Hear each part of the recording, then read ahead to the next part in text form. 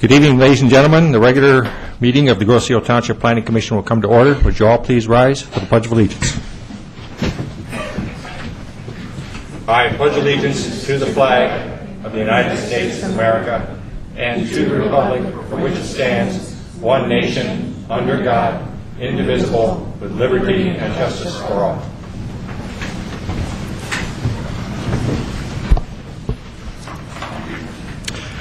First item on the agenda tonight is additions and or deletions to the agenda. Based on the email that was sent out by Brian Borden, I asked that the item 7, reviewing of amended site plan, vacant Macomb Street, lot 28 and 29, Grays Garden subdivision, bicycle restoration museum, be deleted. And that's the only change the chair has got. Is there a motion? So moved. We have a motion from Eric, support. Support from Ann. Discussion. Call the question. All in favor signify by saying aye. Aye. Opposed? Motion carried. Item 7 is deleted from the agenda. We will now move to the review of the minutes from the regular meeting of March 18th. Are there any comments on those minutes? Cheryl? No comment. Vicki? No comment. Ann? Jim? No comments. Brian? Eric? None. Entertain a motion, please, to approve the minutes as submitted. So moved. Motion from Brian, support. Support. Support from Cheryl. Discussion. Call the question. All in favor signify by saying aye. Aye. Opposed? You can still vote. Okay, we have all ayes. Motion carried.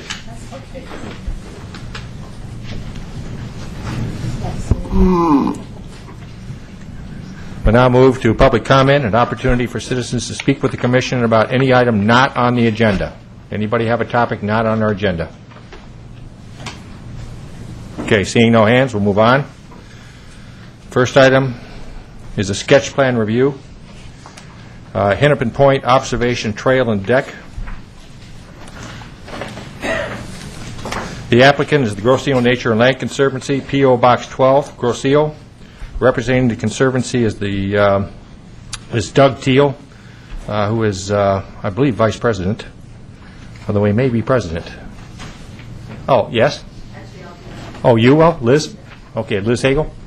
Hugel. Okay. Okay. The location in question are lots 57 and 58, Point Hennepin, of E.W. Voigt subdivision. That's the legal description. The common description are 2 vacant waterfront parcels about 100 feet south of the intersection of Meridian and Annette. The lots are approximately 200 feet wide and about 300 feet deep, and they're on the waterfront side or the west side of Meridian. The proposal is to construct a wood path and an elevated walkway from Meridian to a small elevated platform about 250 feet deep into the property. And this elevated platform will serve as an observation deck for people to look at nature. The DEQ and Army Corps have both reviewed the Nature and Land Conservancy's application to build in wetlands, and both have been approved. The zoning is R1B, single-family residential. The ordinances in question are Article 17, waterfront provisions, Article 21, site plan review, and ordinance Municipal Code Ordinance number 208, dealing with wetlands and drainage ways. A little background on this. This application was actually in front of us at the last meeting, but we could not hear it due to a lack of quorum. When we got into the when I introduced the topic, the first thing that we always do is make sure that if there are any potential conflicts of interest, that this is raised by commissioners and in essence voted on by the commission as to whether the issue at hand is in fact a conflict or is not.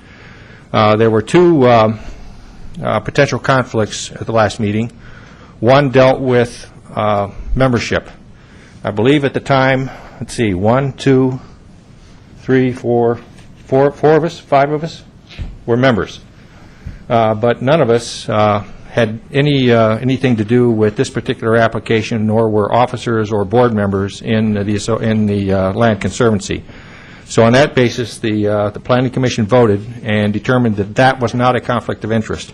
However, we did have Mickey, who had a different issue, and would you, was that you? I forget. That was Cheryl? I'm a board member. Okay, you're a board member. Okay, and Cheryl, you had an issue as well? Yes. Okay, and what was your issue again, please, for the public? My issue is I'm within whatever the allowable neighborhood constraints are, whether it's 500 feet or 300 feet of that lot. I'm not sure which it is, but I live within it, and I've been put on notice for this particular project. Okay, I do too. okay. Oh, Well, boy. so we basically, board, have two issues here. Okay, one being Mickey being an officer in the organization. She would have had, I presume, a direct say in the submittal. And second, we have the issue of living directly adjacent or within notification distance of this particular application. So we need, I think, to vote on each one of these issues as to whether they constitute a conflict or not. Let's take Mickey's issue first. Being an officer of the association, what is the opinion of the commission? What is your opinion, Mickey? I think you're going to have a tough time getting a quorum without me. I think if an officer, they should not participate in it. Yeah, well, okay, well, would have, if both you and Cheryl are disqualified Do you have from speaking, we still have a quorum. Okay. Okay, so we have Ann, who says that being an officer excludes you from discussion. Is that a motion? Yes. Okay, we have a motion from Ann. Is there support? I'll support. We have support from Jim. Discussion? I tend to agree that being a board member, you do have to step aside on this one. That's fine. I raised that the other meeting, 2 meetings back, that I was concerned with it. I didn't know if you'd have a quorum because last time you didn't, so. Yeah. Well, we appreciate your consideration. Hey, just, I you think know, it's fair to say that it's not a per se personal violation. disqualification or a conflict, but I think I would agree it's in the best interest that we do this without your involvement. Okay, so on that note, additional discussion. Hearing none, I'll call the question. All in favor signify by saying aye. Aye. Opposed? Motion carried. Okay, if you wish to speak about this, you're perfectly entitled to go out in the audience and speak from the floor on this topic. So that is at your discretion, at your pleasure. As a citizen, you're entitled to that. Okay, is that now or after the fact? After what part of the process, I guess? Okay, I would like you to leave the table and Okay. and be out there, and if you want to speak, then I'll call on you and you can come up. Okay. Okay? Now, wait a second. We have the second issue of simply being... We have the second issue, Cheryl. Okay, Cheryl. Cheryl living in the direct neighborhood of this. What is the opinion of the commission, whether that, in fact, constitutes a potential source for a conflict of interest? Opinions on that, please. Eric? Well, I think at the last meeting we had voted that we thought it was a conflict. Yes, we did. Is that still the consensus of the commission? Yes. If it is, I would entertain a motion. So moved. Motion from Jay. Second. Support. Support from Brian. Call the question. All in favor signify by saying aye. Aye. Opposed? Motion carried. Cheryl, we would appreciate it, please, if you would maybe join Mickey in the audience. And again, if you have an opinion or thoughts about this, I'll call on you as a citizen to speak from the floor. Okay. I think that allows us now to get into the issue, because there still remain 6 of us, and that does constitute quorum. So, 5 of us, 6 of us, whatever. So, so at this point, having sorted through that issue. We'll now come back to the relevant ordinances. This is being reviewed under Article 21, Site Plan Review, and it is a sketch plan, which means it's a very simple materials requirement coming in front of the Commission. The review process is straightforward. It's the Planning Commission review, and we make a decision. And so that's where we are tonight on this. Brian? Thank you, Mr. Chair. I feel like the whole room kind of got lopsided when I was here. I need to orient my presentation to the right. Thanks again, Mr. Chair. A great introduction, and as per usual, you have stolen at least half of what I was about to say. No, of course. Now I'm not going to say anything because the computer's frozen. Oh, gee. All right, bear with me. After all that,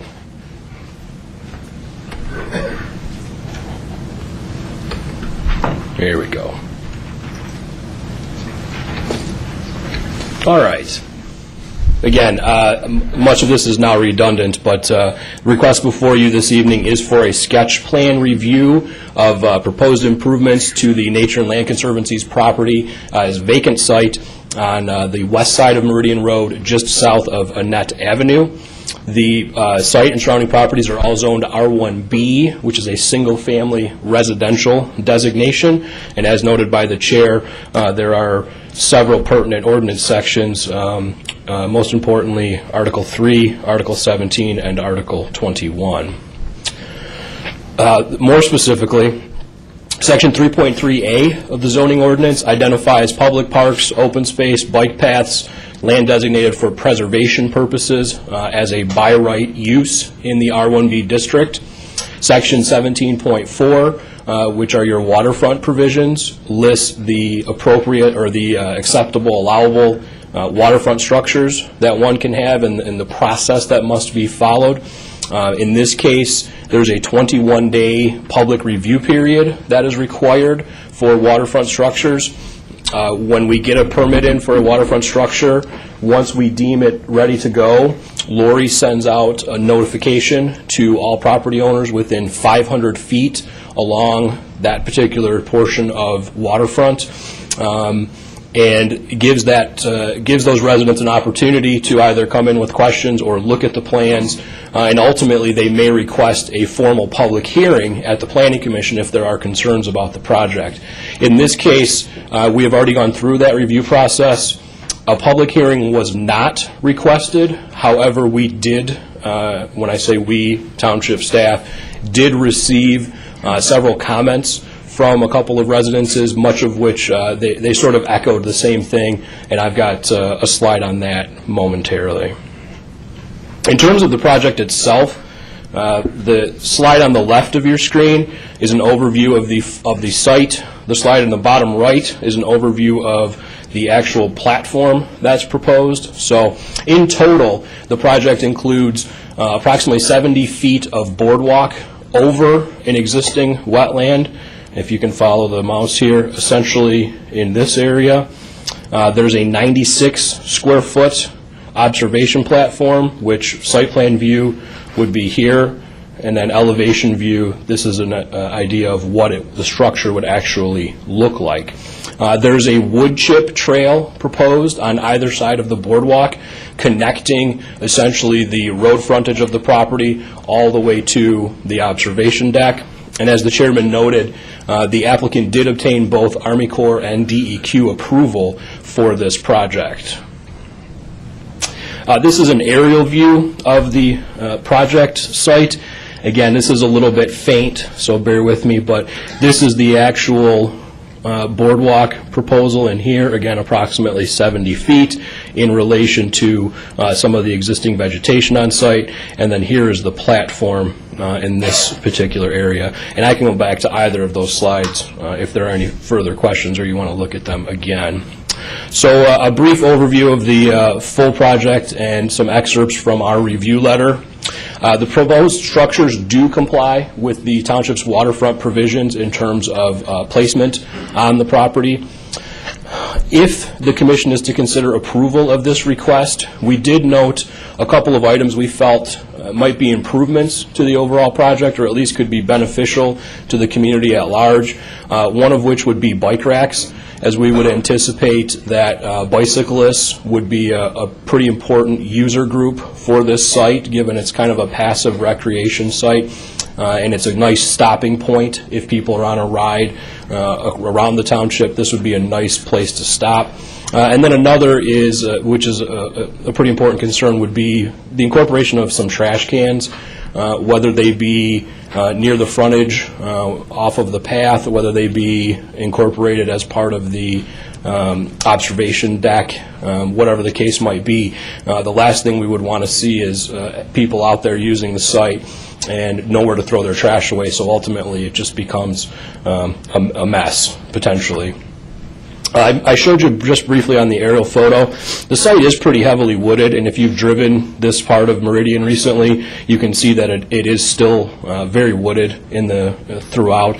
Not all of it is our high-quality trees. There's some junk in there, quite frankly, but nonetheless, the sketch plan did not include a description of any trees that might be affected for the removal. Our particular concern would be the wood chip trail aspect. Obviously, going through the wetland, DEQ is already signed off on.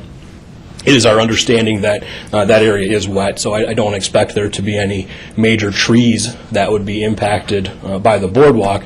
But any clearing that needs to take place as a result of the rest of the project, the applicant needs to be aware we do have a woodlands ordinance, and they will be required to comply with that. In terms of, I mentioned the wood chip trail.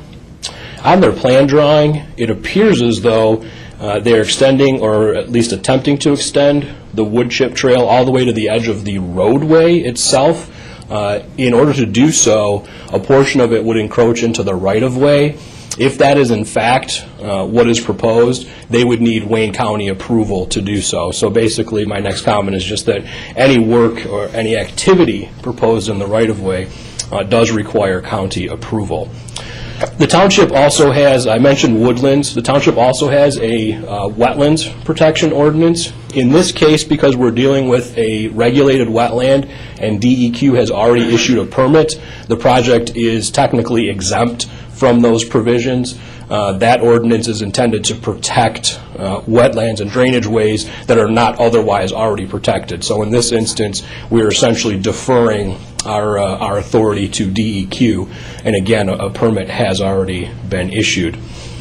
Another issue, not want to say issue so much, but another potential zoning concern as it relates to the wood chip trail has to do with its proximity outside of the wetland. By definition, a wetland is a natural feature in your ordinance, and Article 3 of your ordinance requires a 25-foot natural feature setback from the edge of any wetland in this particular instance. It would also require it from a waterway.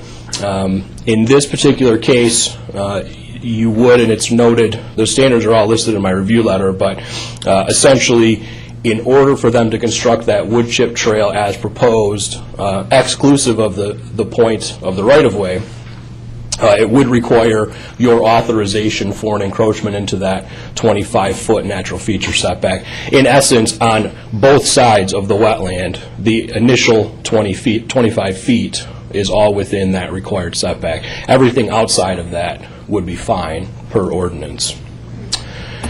My final 2 points are probably the biggest concerns that we have from a planning and zoning perspective with this particular request. The first has to do with the fact that the project does not include or propose any off-street parking on the site in particular, and it's very important to note, and this is echoed in my review letter, that on-street parking is not permitted along this portion of Meridian. So in essence, there is no convenient parking for this site if somebody wanted to travel here by car and then visit the site.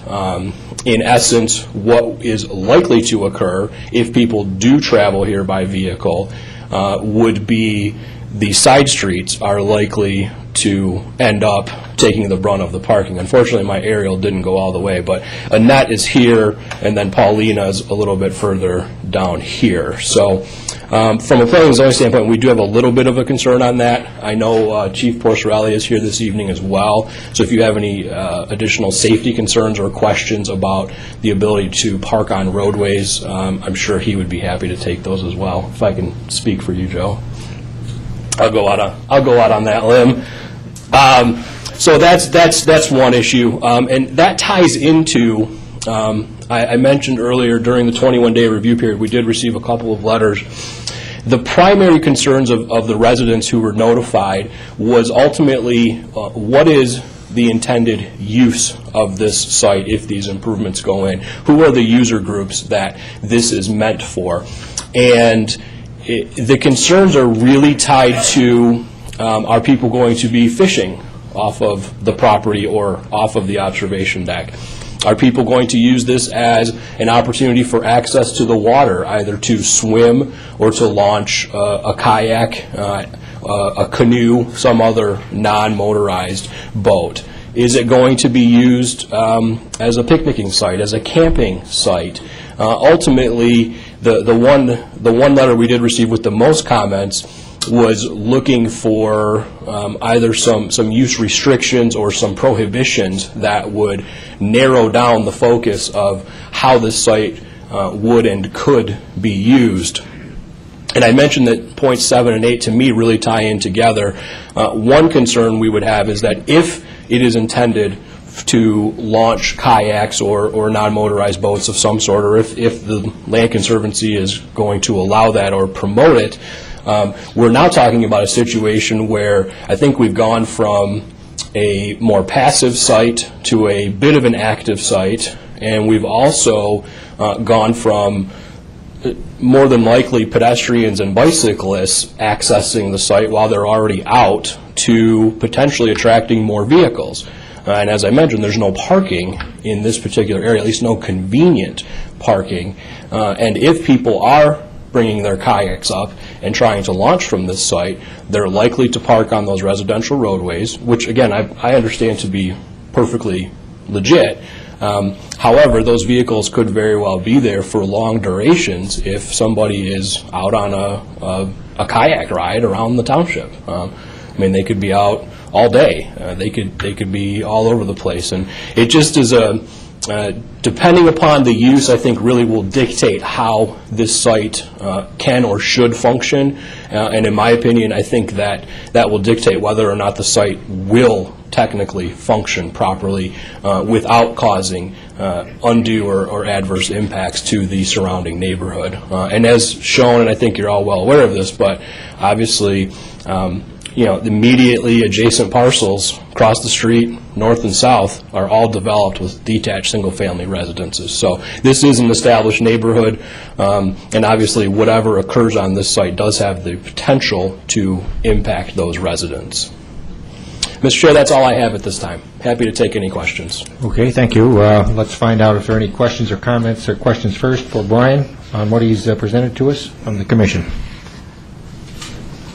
Okay, seeing no questions. Oh, no, go ahead. Jay, you have One point of clarification. Yes, sir. You mentioned the 25-foot setback Yes. in the wetlands. That would also apply to the water, correct? In this instance, it does not. The trick of the natural feature setback, and I apologize for not clarifying that, the natural feature setback applies to structures that are not permitted as waterfront structures, if that makes sense. If it's a structure that is not covered by Article 17, then it falls into the natural feature setback category. So a dock, and in this case we viewed the observation deck as essentially as an allowable waterfront structure as opposed to going the other direction and saying that it was required to meet the natural And the feature wood chip setback. trail? The wood chip trail is the one issue where we did bring up that we That's feel also within 25 feet of the waterway, isn't it? it would be possibly, yes.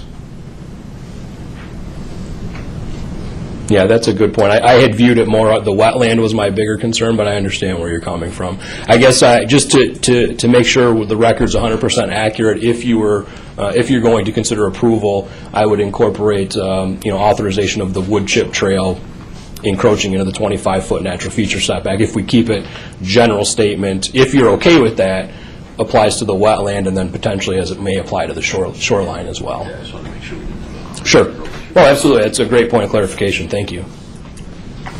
Any other comments specifically for Brian? Yes, I have some. Sure. So to reiterate, as submitted, there was no use restrictions on the property as far as no fishing or kayak launching or things of that nature? I have not seen anything. I believe the applicant intends to present you with something tonight. They do have a presentation when I'm done, and it's my hope that they will address that as soon as they get their opportunity. And was there any regard to the maintenance of facilities, and whose responsibility would that be? Would that be the Conservancy, or was it clarified at all, or would some of that responsibility be by the township itself? As far as I'm concerned, all of the maintenance responsibility would be on the Land Conservancy. Okay. It's their property. It's not township-owned property. It's their project, their property, so I would envision that they are responsible for all of it.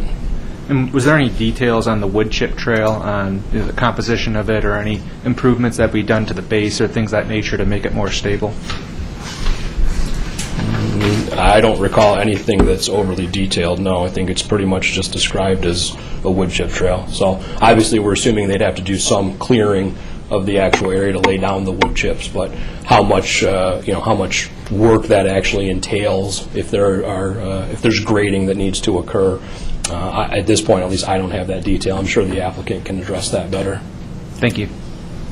Additional questions or comments for Brian? Okay, thank you, Brian. We'll hear from the applicant now. And hopefully you didn't go out on too far a limb with Chief Porcelli, because I hear there might be a parking ticket on your windshield. There probably is.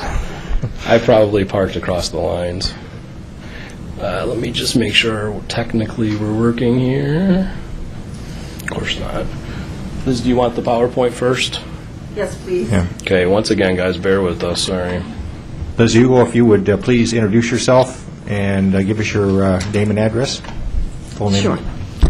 Liz Hugo, and address 29797 East River Road, and I am currently president of the Grossville Nature and Land Conservancy. Doug Thiel is our project manager. He couldn't be with us tonight. Is that it? You can go ahead. Oh, okay. Would that work?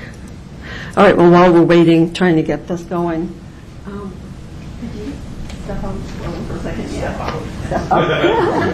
Yeah, so let me please Yeah, I just wanted to address the parking issue, because I believe that our former Vice President, Pat Selby, had discussed the parking issue with Chief Porcelli going back maybe 2 or even 3 years ago, and it sounded like it was permissible to park on Meridian, at least we do periodically. Well, At least north of Bridge. Is that correct, or Chief? no? Actually not. Okay. Okay, time out here. Let me introduce Chief Porcelli. We're very sorry. grateful to have you here tonight, sir. We appreciate your input. Good evening. And if you might talk about 2 topics, please. One being Okay. the parking, okay, which was a lot of concern, but the second being the maintenance of security and Okay. enforcement. Okay, first off, on the parking issue, so that people understand, many years ago, that road was paved. It was a gravel road. And the county, for some reason, when they took down the speed limit signs, they didn't put them up for about a year. The problem with that end of Meridian is that it is actually 35 miles an hour. I requested it to be 30. They wanted to keep it at 35, and I asked them if they could put the signs back up, but can we get it marked down, because it's somewhat of a residential area. And what I explained is, just because it's somewhat residential, it still doesn't qualify for on-road parking as a subdivision would. If you look at the streets like Voight, Annette, anything up there, Cardinal, Heron, anything in a subdivision, if you notice, there's no signs that say no parking. Every subdivision starts with parking in Wayne County, and then if they deem a problem, then they will put it, they'll have engineers come out there and try to understand if they should put no parking for that area. But just keep in mind, any 25-mile-an-hour speed limit in a subdivision, which is prima facie, the speed limit signs aren't there, and you can park there, because this is not a 25-mile-an-hour zone, although when you look at it, and I don't get so far in depth in this to know what it is, if it's a subdivision status or what its rating is for Grosse Ile, but when it comes to Wayne County roads, just remember, it's not 25. If it's not 25, you can't impede vehicles by parking on the street. You could have a street right next to it, void, a net, and you can park on that street, and it's not impeding traffic as long as there is enough room for the largest or widest vehicle in your public service department or your public safety department to get through. So what that means basically is, no, unfortunately, there is not on-street parking on Meridian Road anywhere on Grosse Ile. So in that instance, they would have to come up with something, or, as Brian stated earlier, that's up to you when you allow something, if they can go park on the roads next to it, because it is a 25-mile-an-hour zone. You'll not see any no parking signs on those subdivision roads, but it's up to you to figure out, is that what you want to do? That's not my opinion, that's just the law. That's the legal issue I give you, and then you come up with the rest. The second question that was posed to me was the safety and security issue of any trail that we have.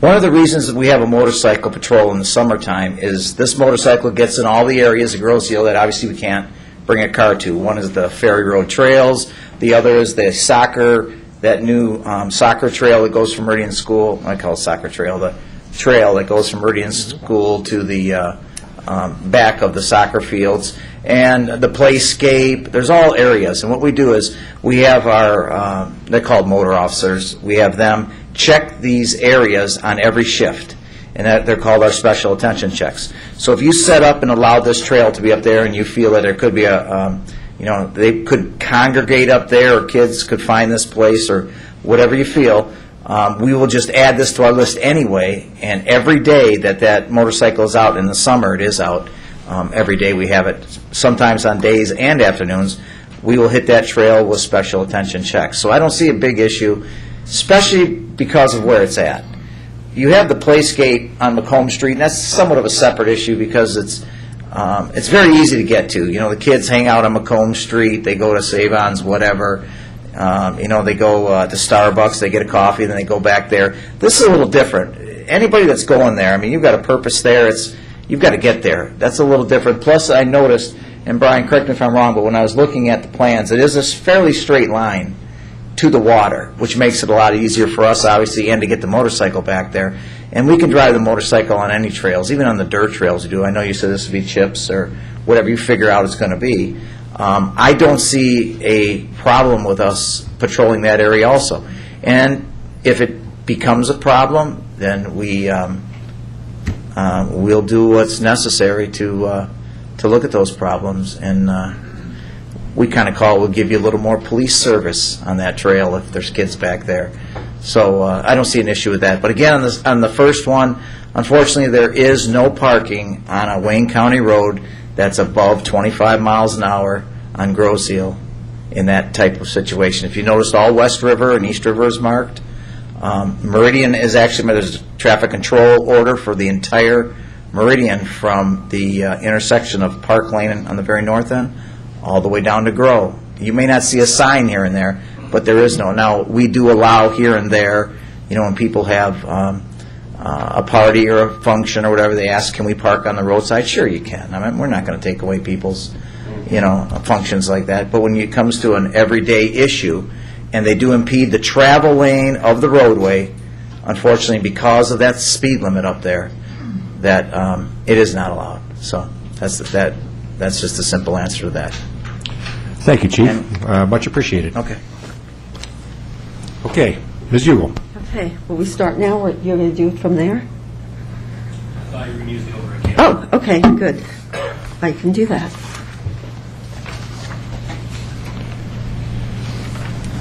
Okay,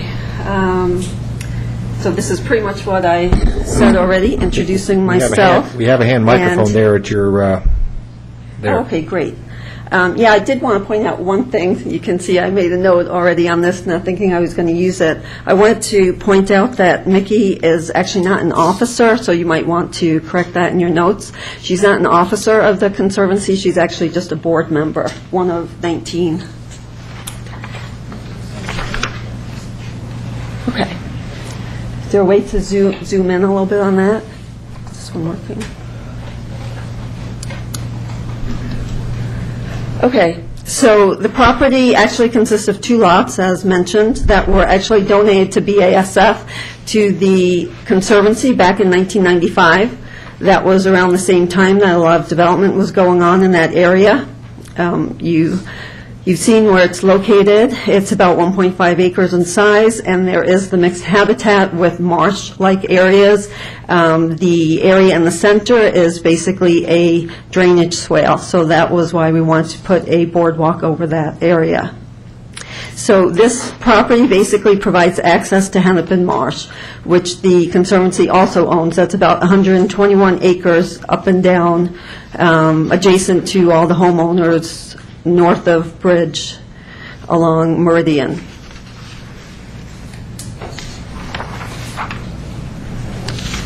Okay.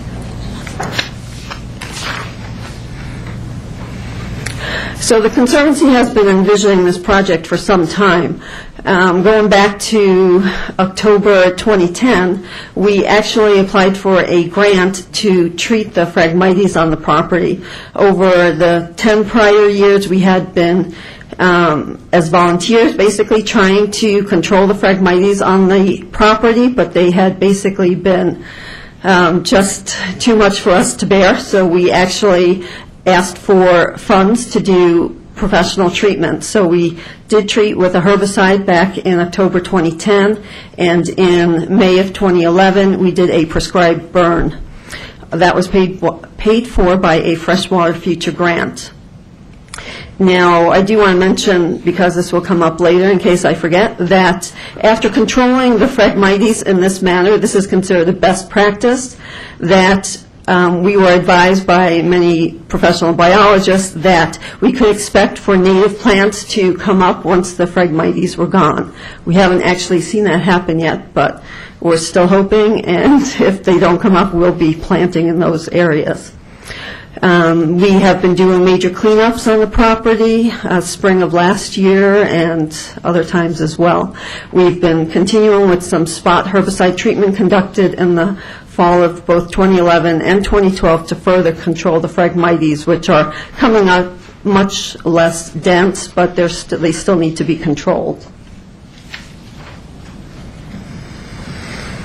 So the purpose of the next phase of our project is to provide passive recreational opportunities for local residents.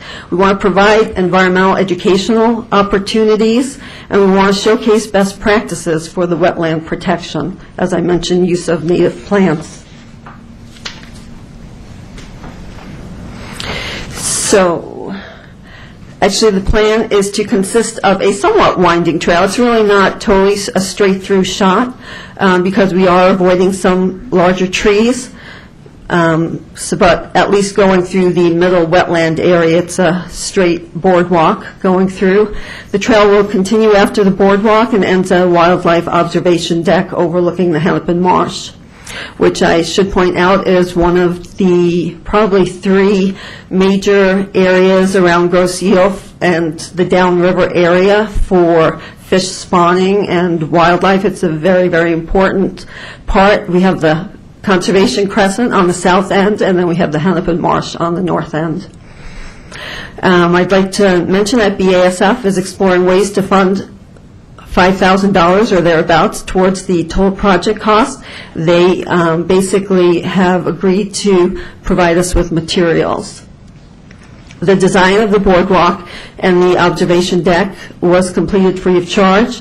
We basically had F&J, that's Frank and Joe Susan. Frank is a civil engineer working with a BASF engineer to design the construction, the plans.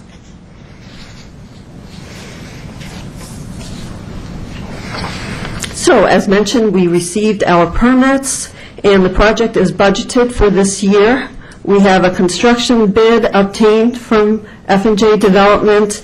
That was basically about $14,000 minus the donated materials, which actually is probably more about $7,000.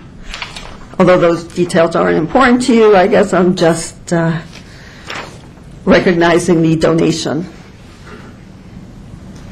In response to some of the concerns, I guess I wanted to mention that a bike rack could be provided by the Conservancy as part of the project if required, as well as a trash receptacle. We didn't plan those things in initially, but we certainly could if it was required. There will be no trees removed during the construction of this project, although I do have to note that there is one dead ash tree that we noticed recently that will need to come down. It's somewhat close to where the walkway is, and so it just seems prudent to remove it before construction.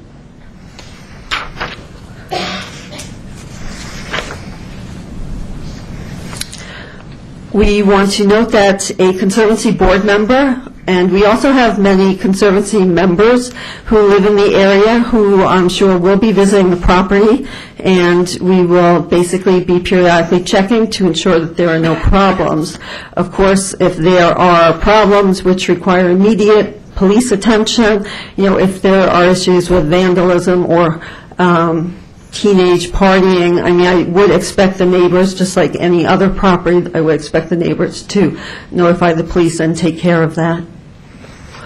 A property use sign will be posted by the Conservancy, which will address use restrictions, such as the hours of access, no swimming, fishing, or camping, no launching or docking of motorized boats, no open fires, no picnicking. I did want to mention that or point out again that the observation deck is actually about 50 feet from the shoreline, so it would be difficult to really fish from the observation deck. And just going back to a picture of the property, you can see that all the brown area basically is where the Phragmites were. It's the marsh area, and essentially, we expect that to be vegetated over time, not with Phragmites, but with cattails and other native vegetation. So there shouldn't really necessarily be access for kayaks or canoes at that point.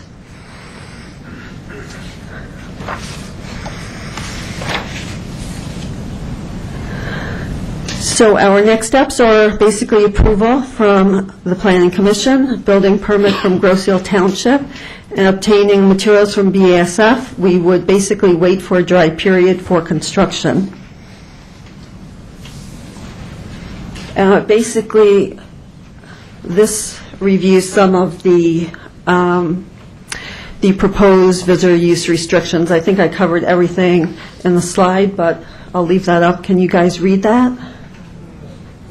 Needs to be a little bit bigger. Without glasses, I'm not, yeah.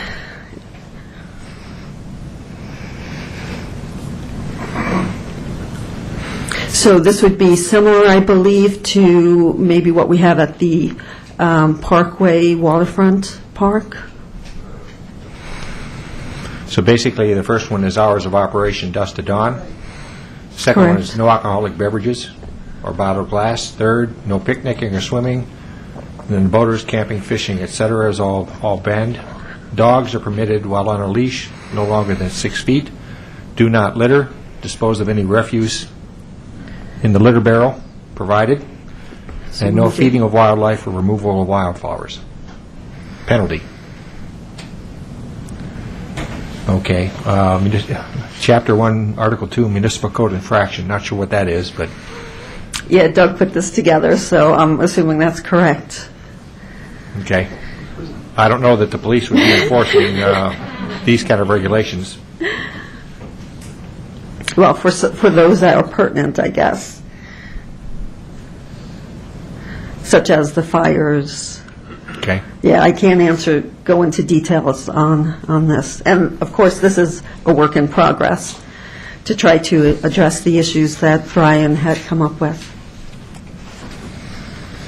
Okay, I do have the sketch plans. I don't know if I need to put them up. I guess I would open for questions at this point. Okay. Well, before we get to questions, we're going to go to the public. Oh, So if okay. you would, just kind of wait to the side there, and let's see if anybody's got any questions or comments from the audience regarding this application. Anyone wish to speak about this application? If so, please raise your hand. Sir. Come on up.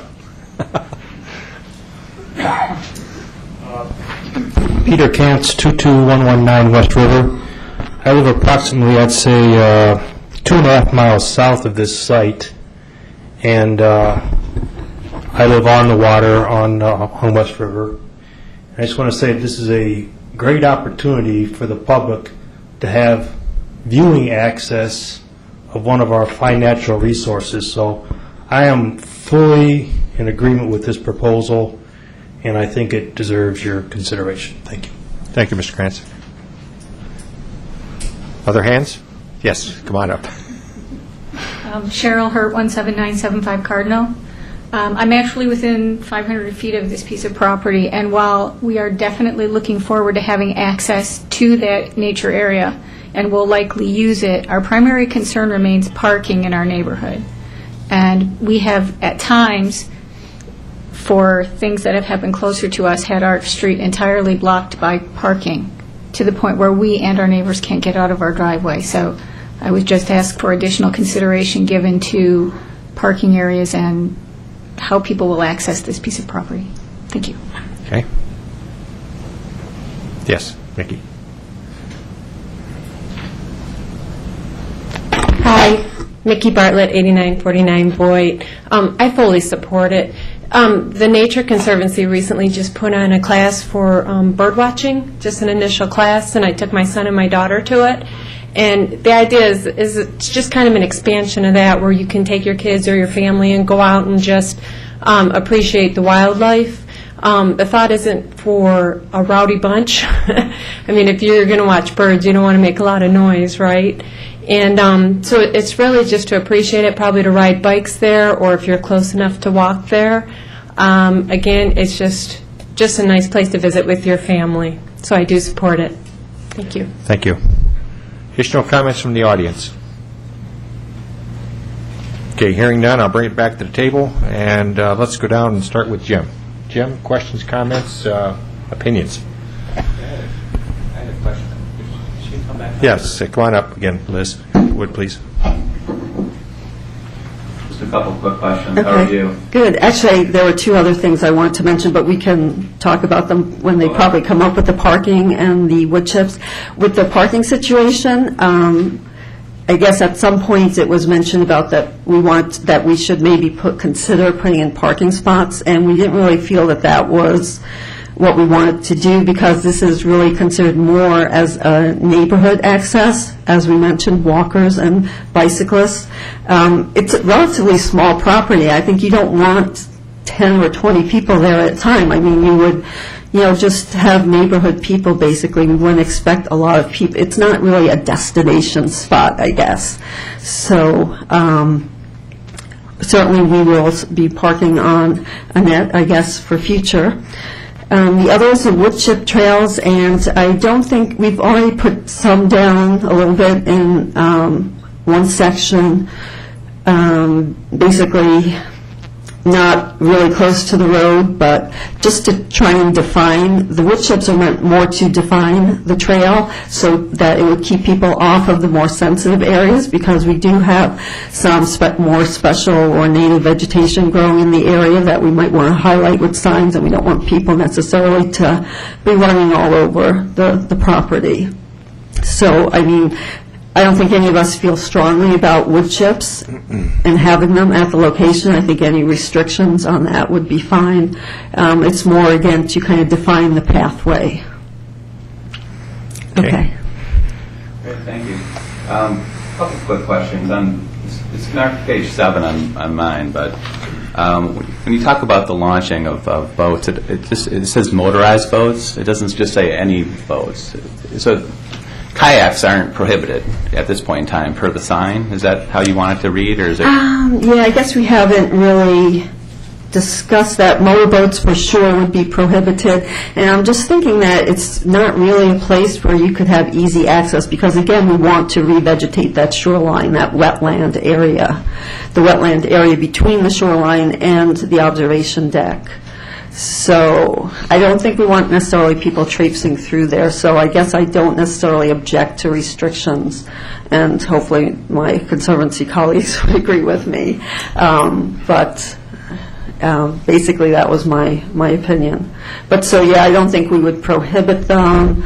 You know, sometimes even if you have the wetland, you'll still have like a deer trail maybe going through. So I could envision some people using it, but again, it's like 300 feet from the road. So, you know, I guess, yeah, there are little carts you can bring your kayak with. But, yeah, if someone's going to go through that amount of trouble, you know, I guess I wouldn't necessarily object, but it's not really intended for that. Okay. And I do have a concern about parking. I actually drove down to the site today on my way here, left a little early, checked it out. Not a whole lot of parking. And, of course, I took West River to come back here, and you get to the end of Highland, which is a fishing point, lookout point. I think it's private, actually, at this point in time. But, of course, there's 3 cars parked on West River Road, and there's people fishing off of the end of Highland. And it just, what we intend things to be on the island is one thing, and what they end up becoming is another thing. And so I just want to be cautious and put everything into place that we can to make sure that the place doesn't, with the neighborhood and whatnot, I would just hate to have it go in the wrong direction. And it was, of course, I've driven right past Highland, and that was my example on the way here. So I just want to make sure that we can do, if this is something that we want to move forward with, everything that we can to make it as nice a place as it can be. So. Yeah, and if we say no fishing on our property, maybe we have to just open up some of those Wayne County road ends for people to do their fishing. But yeah, I would think that if we say there's no fishing, are we entitled to use police to control that? I'm not sure. I mean, it's our Conservancy property, but it's open to the public, so it's kind of in a little bit of a gray area in terms of enforcement, and I don't know if Chief Porcelli wants to address that at all. Please.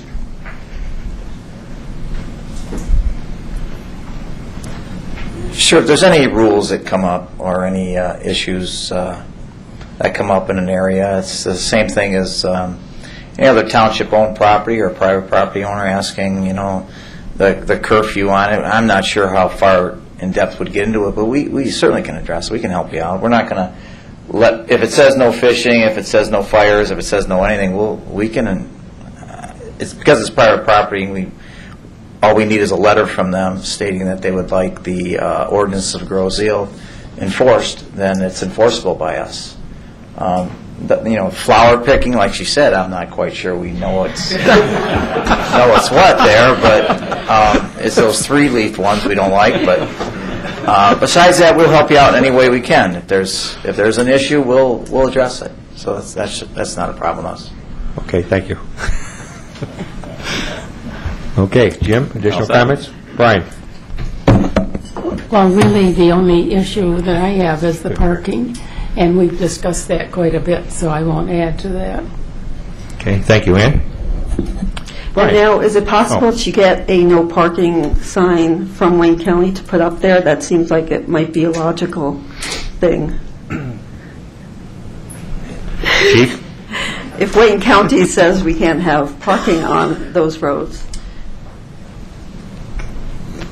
If it becomes a problem, yeah, we can do that. We can, if you'd like a no parking sign up there, that's no problem. One of the reasons, if I can just go back real quick, is that a lot of the times there is enough room on the shoulder of the road, and that's where we okay people to park in no parking areas. There's not even enough room. I don't know, Jim, if you saw. There's not, you can't even get somebody over there, without sliding in that ditch there or down a little bit. There just is no room anywhere there. So if it becomes a problem, yes, we can do that. We can petition the county for a sign saying, we have an abundant number of people going there that coming there with cars. Sure, we can do something like that to to make sure we help the neighborhood out is basically what we're doing for you. So, again, we can address that. Thank you. Brian? All right, well, I have two viewpoints here. One is, my advocacy or, as a Groseal resident view of this, as well as I have my planning perspectives on this. So I'll start off with my advocacy side and say that, I love the idea of the project. I think that it's great that there's passive recreational opportunities on Groseal. I think that's kind of what makes Groseal what it is. We have this unique gift of water, and it's something that you can't get anywhere else. But yet, there isn't that much water access, public water access within the island. I mean, from what I've heard, Canton, Michigan actually has more waterfront parks than Groseal does. So in that case, I think it's a great opportunity. But, from the planning perspective, I'd say that I would highly encourage, multiple bike racks to be installed in that area, because, there's going to be people that go there, especially a family, so there'll be multiple bikes at once. I would say that an inverted U-style bike rack is actually good because it can attach to 2 points, helps keep a bicycle standing up, and you can use both sides of that. So if you put in 2 or 3 of those, you can get 1.5 families access to the property at once, especially if we're not going to be providing parking spots. We're basically going to be trying to encourage people to come by foot or by cycling. Another issue is about the trail surface. I just want to make sure that it is ADA accessible. I understand, by no means am I saying that this needs to be a paved path of sorts, but there is, ways of using specific types of materials and making sure that the base is compacted. So that way, if you're in a wheelchair or something that's heavier that has, smaller footprint on the ground, because of the smaller wheels, you're not going to sink into the surface. So that way, we're providing opportunities for everyone on the island, not just those that are able-bodied. As far as kayaking... Let's stop at that point. Okay, please comment on ADA access. Well, because some of the areas may be a little bit wet at some points of the year, I guess I would possibly recommend not having ADA accessibility. Now, we did talk about making it wide enough for that, so, at certain times of the year, certainly it would be accessible and dry enough. Mm-hmm.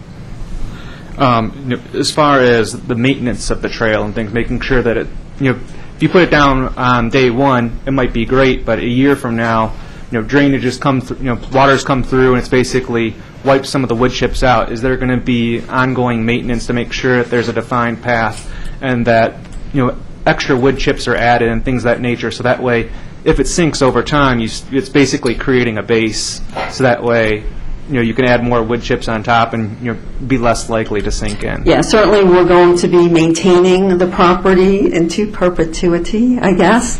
When we receive properties, whether donated or have conservation easements on properties, this is for the long term. So, yeah, we do want people to use the property, and so we're going to keep it maintained and safe as well as we can. I mean, not to say that, a tree could come down 2 days after we do our spring cleaning and everything, but, we hopefully have someone notifying us of that situation. Okay. And, just to clarify, there is no use of, public township funds for this property, and so there's no affiliation, essentially, with the township on this specific property. Correct. Okay. That satisfies my point on the trail, but I do have some other comments, if Please. that's okay? Yes. As far as kayaking, I'm a kayaker myself. I do have access from my backyard, but I know that I've got a 17-foot-long kayak, and I'm not going to want to walk down this trail with that, or even drive in my car if I didn't have access, from my backyard to one of these streets, get a trailer and haul it down that way. So I agree with Liz that I don't think this would be a prime spot for people to be kayaking, especially since there's going to be access at the water's edge and there's still access at Elizabeth Park. And of course, we all know that there's informal spots that people go already. I was wondering about the definition of picnic and how that will be enforced. So if a person walks to the end, is enjoying their view and pulls out a candy bar or, has a light snack or something like, is that considered picnicking, or is it when you're, what's the line there? I guess I think of it as putting down a blanket in an area. So yeah, as I mentioned, we have areas where there are wildflowers, for example. So someone coming along and putting down a blanket and, having a basket of food and staying there for hours, that's not really what it's intended for. Okay. The issue about docking of non-motorized boats, Jim already brought that up. But, and it doesn't seem to be that there's, a lot of controversy around this project, but, having, photos of the view sheds of, what the opportunity that people are going to be looking at versus, viewpoints from neighboring properties and from the road, that always helps, at least in my opinion, trying to figure out if this is going to be an undue burden on surrounding neighborhoods. But again, it might be a non-issue. But as far as enforcement, I think that it's fine the way it is. But if there was an issue township-wide about these parks, that maybe there's opportunities to create some sort of community watch program, or to get people that are cycling or walking more often, to somehow relay that to our community policing force and things of that nature. But I also wanted to comment about future parking considerations. And I don't think that it'll be an issue about parking. I didn't know if you guys had sort of a plan B in case there was, this proved to be such a popular spot that people were parking all the time. Was there an opportunity in the future to create some off-street parking? I guess it could be considered, but we're not at this point, again, because I'm stressing it's a small site. I mean, I can't imagine that you'd have, carloads of people wanting to use it at the same time. At least I wouldn't. If there are a lot of people there, I don't necessarily want to commune with nature with 20 other people. Yeah. But there is the opportunity for that. There's enough space for you to provide parking if it need to be in the future. I guess so. Okay. And the other comment about future parking was maybe the chief could answer this one, but about putting time limits on parking on the residential streets, so that way you don't have somebody, bringing their car and their trailer and staying there all day. I mean, it's highly unlikely, but in the case that there was, if there was a time limit and say, an hour or 2 hours or something like that, it would prohibit those worst-case scenarios where somebody comes and, uses that spot to kayak all the way around the island for the entire day. Chief, would you care to comment on that? Well, you're getting your exercise, aren't you? Should have sat in the middle. I'll sit here. Okay. The only issue with that, Brian, is say I live on Voigt Street and I have a friend over and they park in front of my house. I can't discern if that's a kayaker or a friend, and I would not. I don't know. I'm not sure that would be the way to handle it, actually, because you can't really discern who's who there. And now you're given, you have a friend come over and you can't park near my house just because I live near the corner, let's say, and or on a net or anything else. It's very difficult to enforce that, not only on being fair, but figuring out who's who. So. Okay. Well, thank you, Chief. That's it. That's it, Brian. Thank you very much. Eric? Sure. On the surface, it seems pretty cut and dry. It's really falling in the lines of like a pocket park, which is not only allowed by right, but it's also encouraged in our master plan. I do have a couple areas of concern, though, where this is, boat launches are not, allowed by right. They're special land uses. Pocket parks are. I have no problem with the pocket park aspect of this, and I think it's actually a very commendable project. Brian, the question I do have is what happens if this is approved as a park tonight, and then 2 years down the road it becomes a popular kayak launch? And is there a re-site plan use, or what happens? For starters, I'm not sure if this is working, but for starters, if you were to consider approval tonight, I would suggest you incorporate the list of use restrictions that have been provided, volunteered essentially by the applicant, And if non-motorized is added to that list, as I suspect you are requiring or would like to see, then that's essentially your enforcement tool. If people start using the site for launching kayaks, they are in violation of their approval at that point. If they wanted to add it or amend that particular condition of approval, they would have to come back before you and present the new project or the new plan at that time. What if it was the other way around? What if we approve this as a park tonight without any restrictions, assuming that it's going to be fine, and 2 years from now it's not fine? I don't know that I would suggest you do that. You don't have to listen to me, but again, it may not be the most convenient site to launch a non-motorized boat from, but that doesn't mean that people wouldn't do it. I think there are some legit concerns that were presented by the neighbors. I think they present themselves in a planning and zoning fashion as well, and I really think that incorporating the list of use restrictions that were prepared by the applicant, I think, is an important concept of this project. I don't know if that answers the full question or not, but that's my thought. And if I could comment, there would be a potential kayak launch just about half a mile to maybe 3/4 of a mile up the road at the road end of, is it Harbor something or other? I can't remember off the top of my, Harbor Point. Right, there's a road end there. Then if people really want to get in the water at that point, and they don't want to go to Elizabeth Park across the way, and they don't want to go to Water's Edge down the road a bit, or the waterfront park, or one of the other options, then, yeah, I don't see that this could become really a popular place for launching kayaks. I'd also like to note that people generally tend to prefer kayaking on the south end of the island more so than the north end. So if you tell them they have to put their boat in way at the north end, they, I don't know, look for another possibility. Thank you. Eric? That's it for me. Mr. Fucci? I'm glad to go last because most of my issues have been covered.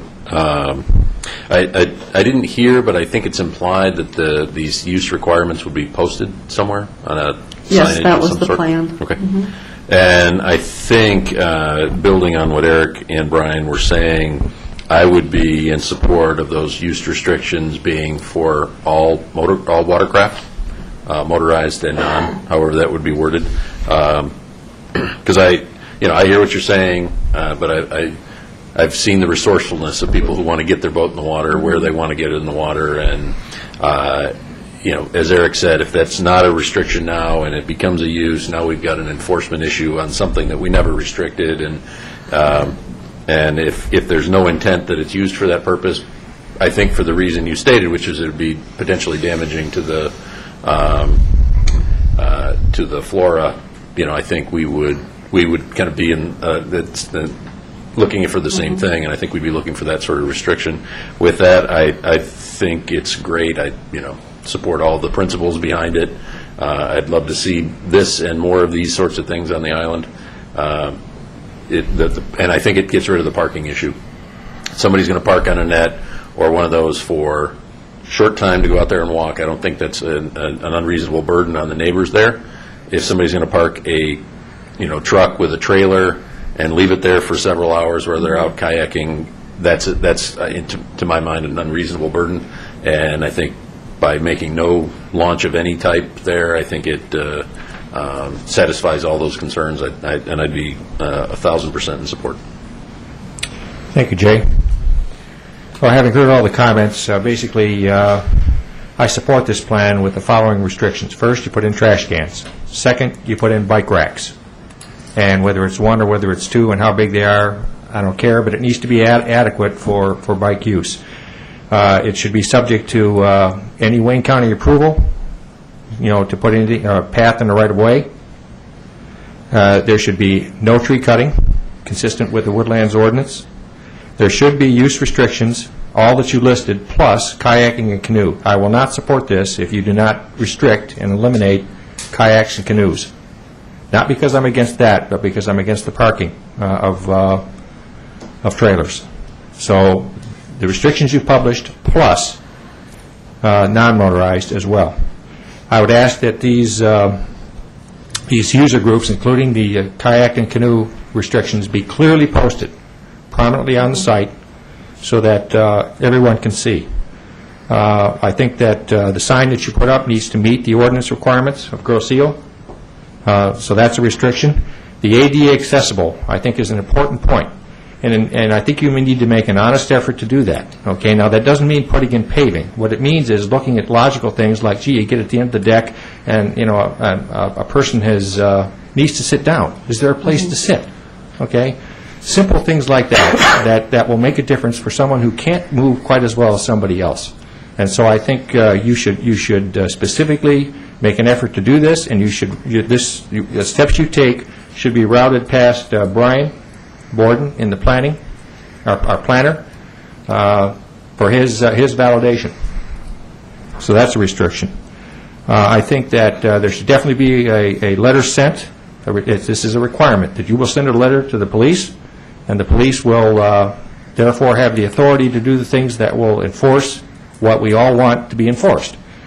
And then finally, there should be, this is another requirement, go and get the non-parking signs and get them posted. This is critical.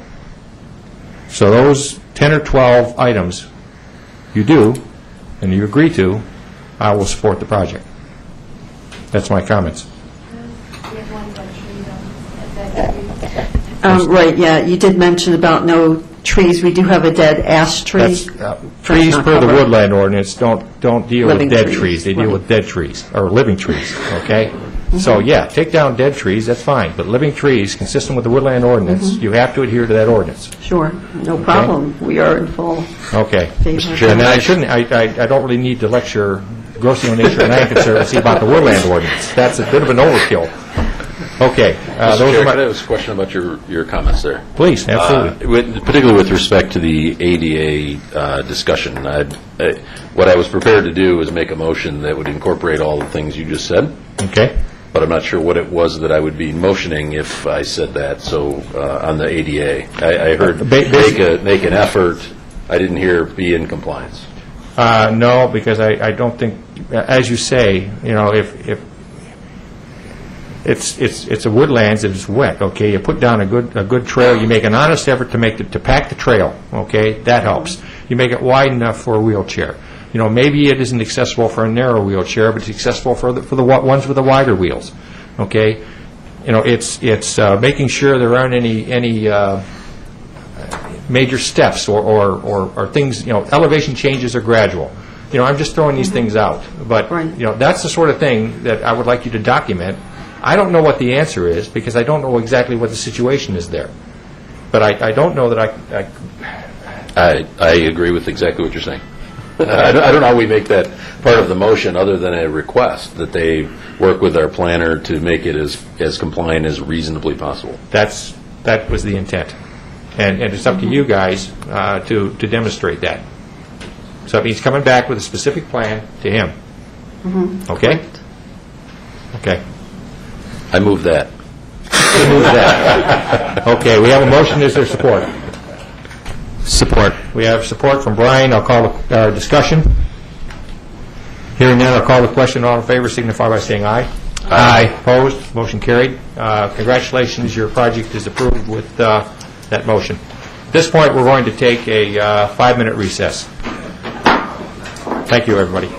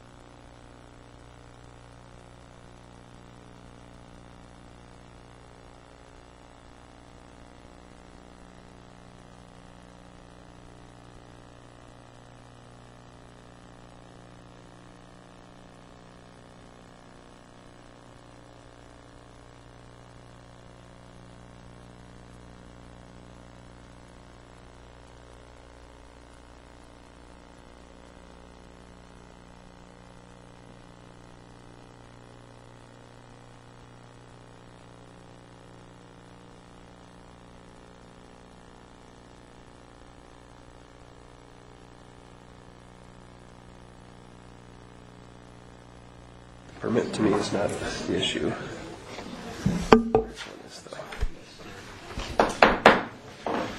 Ladies and gentlemen, we will now reconvene, and we will move to the next item on the agenda, which is special land use and site plan review, specifically a public hearing for the Grosse Rowing Club. Okay, first a comment about the title, Special Land Use and Site Plan Review. Special land use is really what we're talking about tonight. It is the judgment that this planning commission makes relative to how well the use fits with the neighborhood, essentially. There are 6 basic criteria in this regard, but they all center around how well this thing fits. Okay?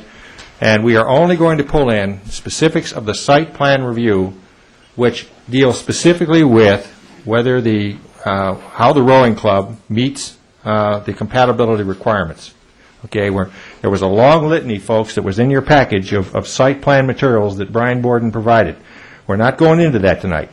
Okay, the process that we outlined for the rowing club to move forward was that it was going to be sequential and stepwise. When the planning commission acts on special land use, assuming it is a recommendation, it will go to the board first, and then come back to us for a detailed review of the site plan. So we're not skipping anything. What I'm saying is that the information was put in there to make it easier to assess compatibility with the 6 criteria that Brian will talk about under special land use. You with me on that? Okay. All right. So I'll get in now to the bit on the background. The applicant is Samaki and Associates Architects, 1822 Ford Avenue in Wyandotte. The owner is, of course, the Grosse Rowing Club, P.O. Box 385, Grosse. The president, Gary Ames, will represent them. The location is a newly created lot that was part of lots 3 and 4 of Gulfview subdivision. To the normal mortal, that is actually a 27,000 square foot lot located about 150 feet north of Ferry and West River Road intersection. This is on the southwest corner of West Shore Country Club, and it's actually not on the waterfront side. It's on the east side of the road.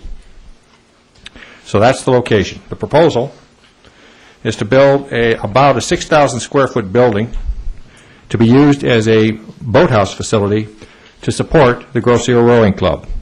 The facility will be operated by the rowing club to enable and encourage youth and adult rowing as a recreation activity.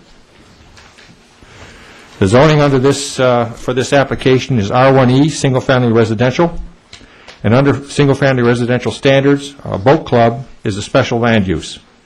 So, the relevant ordinances that we're dealing with, first of all, Article 22, Special Land Use Standards, Article 21, Site Plan Review, and Article 3, Single-Family Residential.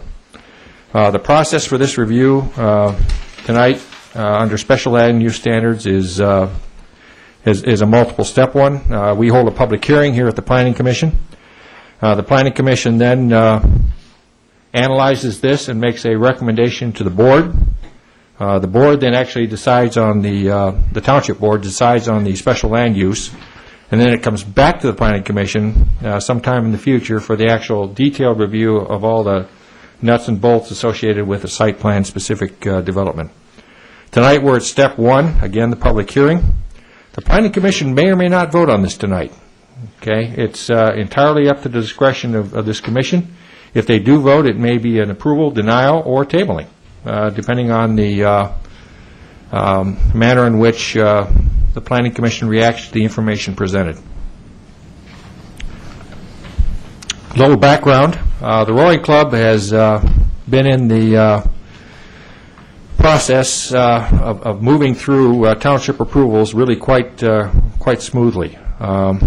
In the fall of 2012, they were here for a concept review meeting where they introduced the whole idea to the Planning Commission and to the public. In December of 2012, they were back for the first step, which was to create a legal lot, basically a lot split off from the south side of West Shore Country Club on which they could potentially build this facility.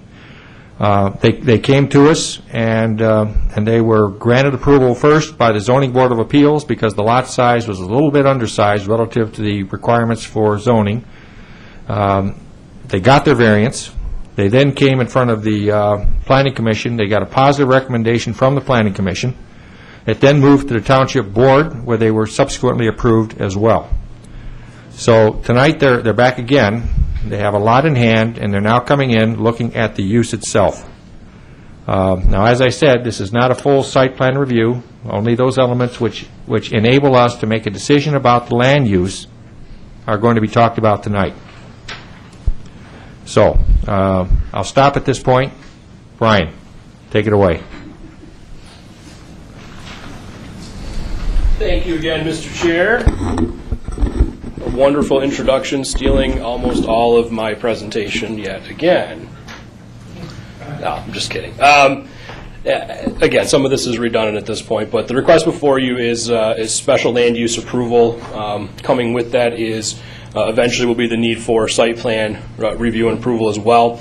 The trick, as you've sort of alluded to, Mr. Chairman, is that the two are very much interrelated. There is a lot of overlap across site plan and special land use, and in essence, we need a site plan in order to conduct a thorough special land use review because we need to see the details. We need to know exactly what is being proposed, how it will be designed, and what the potential impacts or effects are in this particular situation. You've already identified our property. This is the subject site right here. The photograph, the aerial photo is oriented such that north is to the left, so east is up in order to give you a better shot of the site and the surroundings.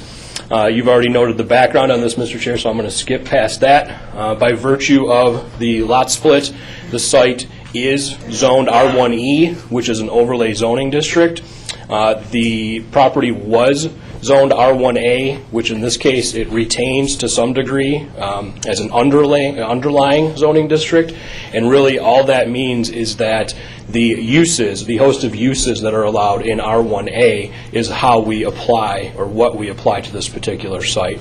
And as you noted, boat clubs are listed as special land uses. In terms of the pertinent ordinance sections, again, you've reviewed most of these. Quick refresher. 3.3 allows boat clubs as a special land use. 21.1 requires a full site plan review by the Commission for all special land uses. 22.3 provides the general special land use standards. These are tied to the potential impacts of the use on elements such as consistency with the master plan, potential impact on adjacent land uses, any impacts or harmful effects on traffic, the environment, and the capacity or the availability of public infrastructure to adequately serve the site. In terms of the special land use component, 22.2 does require a formal public hearing. That hearing was posted, noticed in the paper, and distributed via first-class mail to property owners within 300 feet of the site. And that's really what we're here for tonight, is the public hearing. Following the hearing, as you noted already, Mr. Chair, the Commission will be in position to take action. You could either forward your recommendation of approval, or recommendation of denial, recommendation of approval with conditions, or if by virtue of the comments and questions provided at the public hearing, you may wish to seek additional information and or answers or responses from the applicant, in which case you might wish to table to the next meeting. We've already discussed the relation with the site plan. It's the stated intent of the Commission tonight to proceed with special land use and the public hearing, and that site plan review and approval would not take place tonight. That's well within your rights per the zoning ordinance. This next slide is a quick look at the site plan as proposed. To give you a feel for where this is, this dark gray hatch on the north side of the building, this is the existing West Shore parking lot right in this area. The proposed building, as noted, just under 6,000 square feet. It includes areas for indoor training, indoor boat storage, as well as separate locker rooms for both boys and girls / men and women, however you want to look at that. Part of the project, when we get to it, again, this is maybe more of a site plan detail. but overlaps into special land use in a couple of instances. Quite importantly is the proposal for the water access across West River. There is on the plan, it is shown as a floating dock on the west side of West River. When we get to that point, we're going to need additional details on that. However, as it relates to the special land use, obviously this is an important consideration given that we will have people crossing the road to access the water. More on that momentarily. The project also includes a shared parking agreement with West Shore. The project architect provided you with pretty detailed parking calculations in terms of West Shore's activity, the amount of parking available at West Shore, and the expected level of parking activity or need for the rowing club's facility. So again, they would not at this time, they're not proposing on-site parking, rather they would share these spaces immediately adjacent to their property. Next slide is a color rendering of the proposed building. This was recently submitted by the applicant. I believe you have it in the dais in front of you tonight. It was distributed. I will certainly let the project architect and applicant speak to details on this. In generalities, it is it's sort of a split building of masonry and metal siding, and it also has a pitched metal roof, as you can see. Two overhead doors on the West River side. This is essentially the boat storage portion if you look at the floor plan. So obviously easy access in and out. And then two entrances. This entrance, if you can see the cursor here, this would be a sidewalk connection over towards the parking spaces on the West Shore property for access here. And then the sidewalk wraps around for a second access point at the front. Review summary, at least an overview of the points in my letter. This was distributed to the applicant and project architect, so they have seen all of the comments that you referenced earlier, Mr. Chair.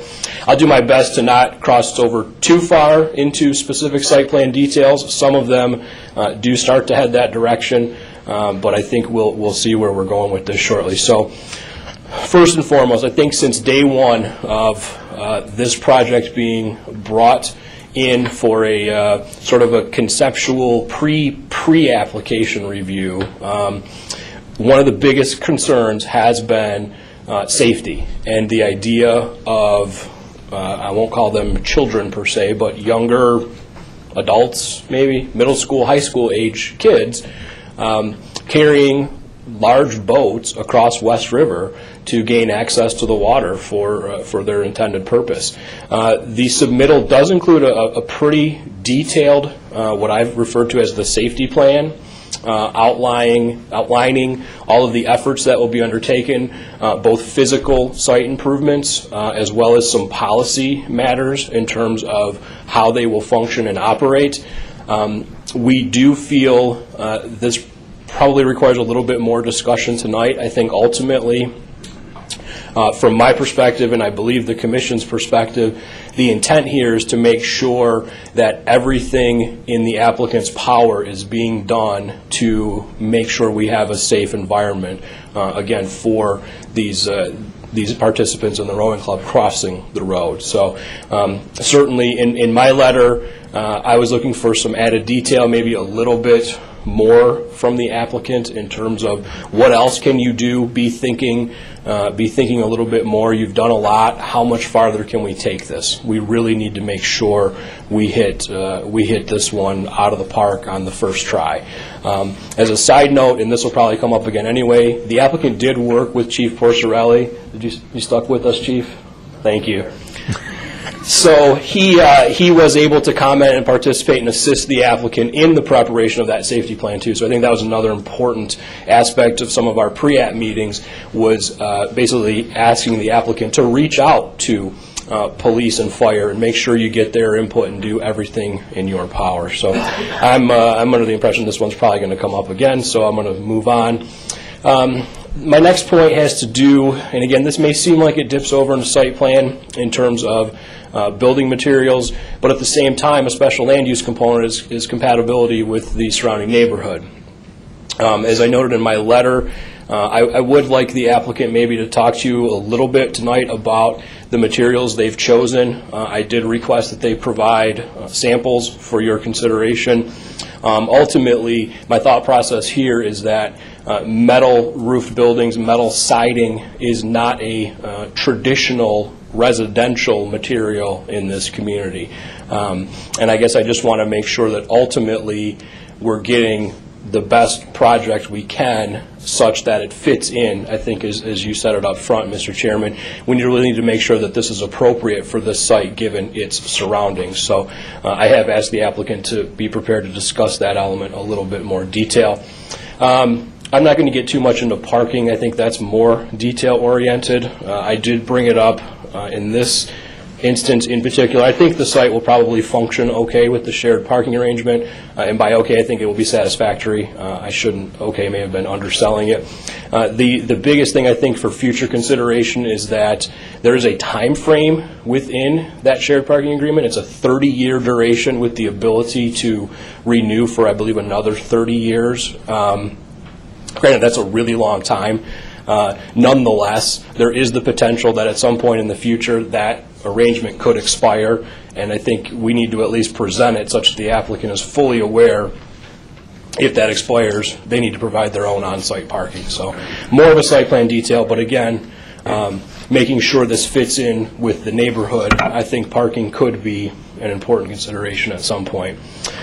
Again, kind of keeping in that theme, it does not show that well here. I have also asked the applicant, I've seen this material used before. In their plan, they propose a large portion of the front yard is to be what they've identified or referred to as turf stone tarmac. I believe in your package there is a rendering or a photograph even of what that is intended. Essentially, it's almost like a pervious situation where you've got grass, but there's enough stability and it's surrounded by a little bit of impervious. The photograph, I think, in the resubmittal materials will really show you exactly what they're planning for on that. But again, that was something where, based on the site plan, based on the fact we really haven't seen use of this type of material in the township, I wanted to make sure the applicant was prepared to further discuss that with you tonight as well. Almost a question as much as anything I had noted in my review letter is trying to take a step back to the bigger picture of the township's non-motorized plan. I don't believe there are sidewalks in this area, and I'm not sure if they're intended or not. I know we do have a couple planning commissioners who are on the non-motorized committee, and I wanted to at least bring that up tonight because, again, this is part of our special use review. It has to do with the adequacy of public facilities and infrastructure. I view sidewalks as a potentially very important public facility or infrastructure. So wanted to at least bring it up for discussion. If it is planned for in the future, I think we will want to address that in all likelihood at the site plan component, but again, there's overlap there as well.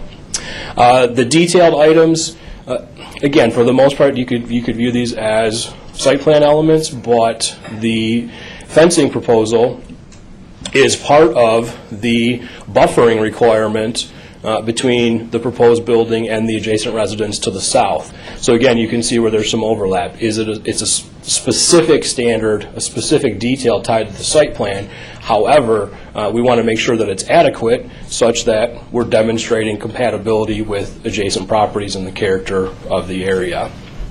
The other items, again, these are probably more lighting, the dock, refuse removal, all elements where we need a little bit of additional information.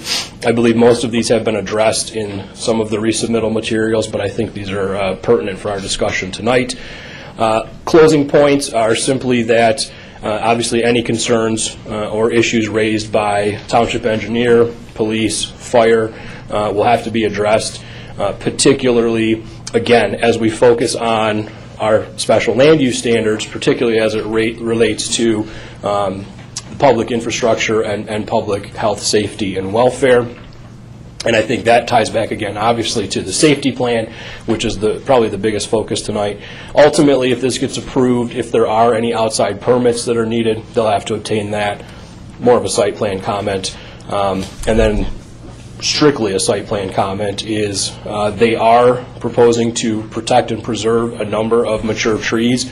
They do comply with your woodlands ordinance, at least as submitted at this point, and we just want to make sure that before a shovel goes in the ground that proper tree protection fencing is installed such that we make sure that those trees are not harmed in any way. Again, more of a site plan, but also tied to protection and compatibility with environmental features. So a lot of overlap amongst the two sets of review standards. So with that, Mr. Chair, that's all I have at this time. Happy to take any questions. Questions at this point for Mr. Borden? Okay, hearing none. Thank you, Brian. As very usual, welcome. a very excellent job. Okay, let's work. The process we're going to follow now, we're going to hear from the applicant. Okay, he's going to give us a summary of the major elements. Okay, and then we're going to stop. We're going to go to the public. We're going to have a public hearing. We're going to take input. So after the project is again introduced, some of the major points hit on, we'll go to the public, and then we'll bring it back to the table, and from there we'll get in some detailed discussions about some very specific elements that Brian has raised. Come on up, please. Welcome. Good evening. Eric Flusslin, 8265 Thorn Tree Court. As a point of order, what I would suggest, with your approval, is that I introduce the architect who can address some of these design issues, and then once he's done, I know the discussion is going to focus more on the safety and to a lesser degree parking. I'd like to wait until he's done and satisfied you on those other design issues, and then we'll address that. Okay, works for me. Thank Very you. well, thank Good you. suggestion. Yes, sir. Welcome. Your name and address, please. My name is Dan Boggs. I'm with Sarnacki and Associates Architects. Dan Boggs. Boggs. Okay, got it. 1822 Ford Avenue. Brian covered most of the points, but a few things that I wanted to point out. One is the proposed boat club is currently adjacent to a commercial function, and there's a residential function on the south side. Being that it's bordering a residential function, we have provided the required buffer zone, which actually consists of a retaining wall due to the grade changes between the site we're developing and the neighboring residential property. Besides that 3-foot retaining wall, there's also going to be a 6-foot fence, which is one of the components of the buffer. And then behind that fence is the required landscaping that's for the buffer. If you notice, within the calculations for landscaping, we do not propose to remove any of the existing trees. All of the mature trees, except for maybe some miscellaneous small ones and the brush groups, will remain. We have subtracted from the landscape calculations a few trees from those calculations, but there's still quite a few trees being added. Also, at the front of the site, within the green belt, we've added the required trees, but you may have noticed that they're pushed off to 2 corners. Basically, our intent there was to try to keep the sight lines as clear as possible for the safety of the kids carrying the boats across the street.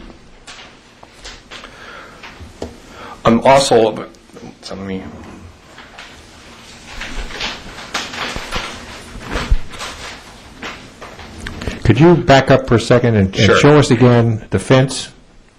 Okay, where the fence is at, and where is this 3-foot The fence is swale? at the bottom, or the bottom of your screen, Okay, or the south side of the site here. Right. This is the fence right along here. Okay, and that's a 6-foot fence. Yes. Okay, where's And this 3-foot retaining wall? The retaining wall is just slightly north of it. Basically, the fence doesn't sit directly on the wall; it's slightly north.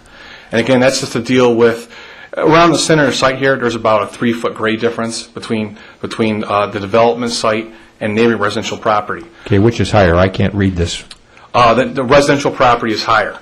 And part of the reasoning of having this retaining wall is for we can create a flat space here between the property line and where the fence is. Basically, the club is allowed an easement here for the neighboring residential house to have access to their backyard. Ah. Okay, and the fence is right where the arrow is now? Yeah, the fence goes all along So there. that respects the easement, essentially, is what you're saying?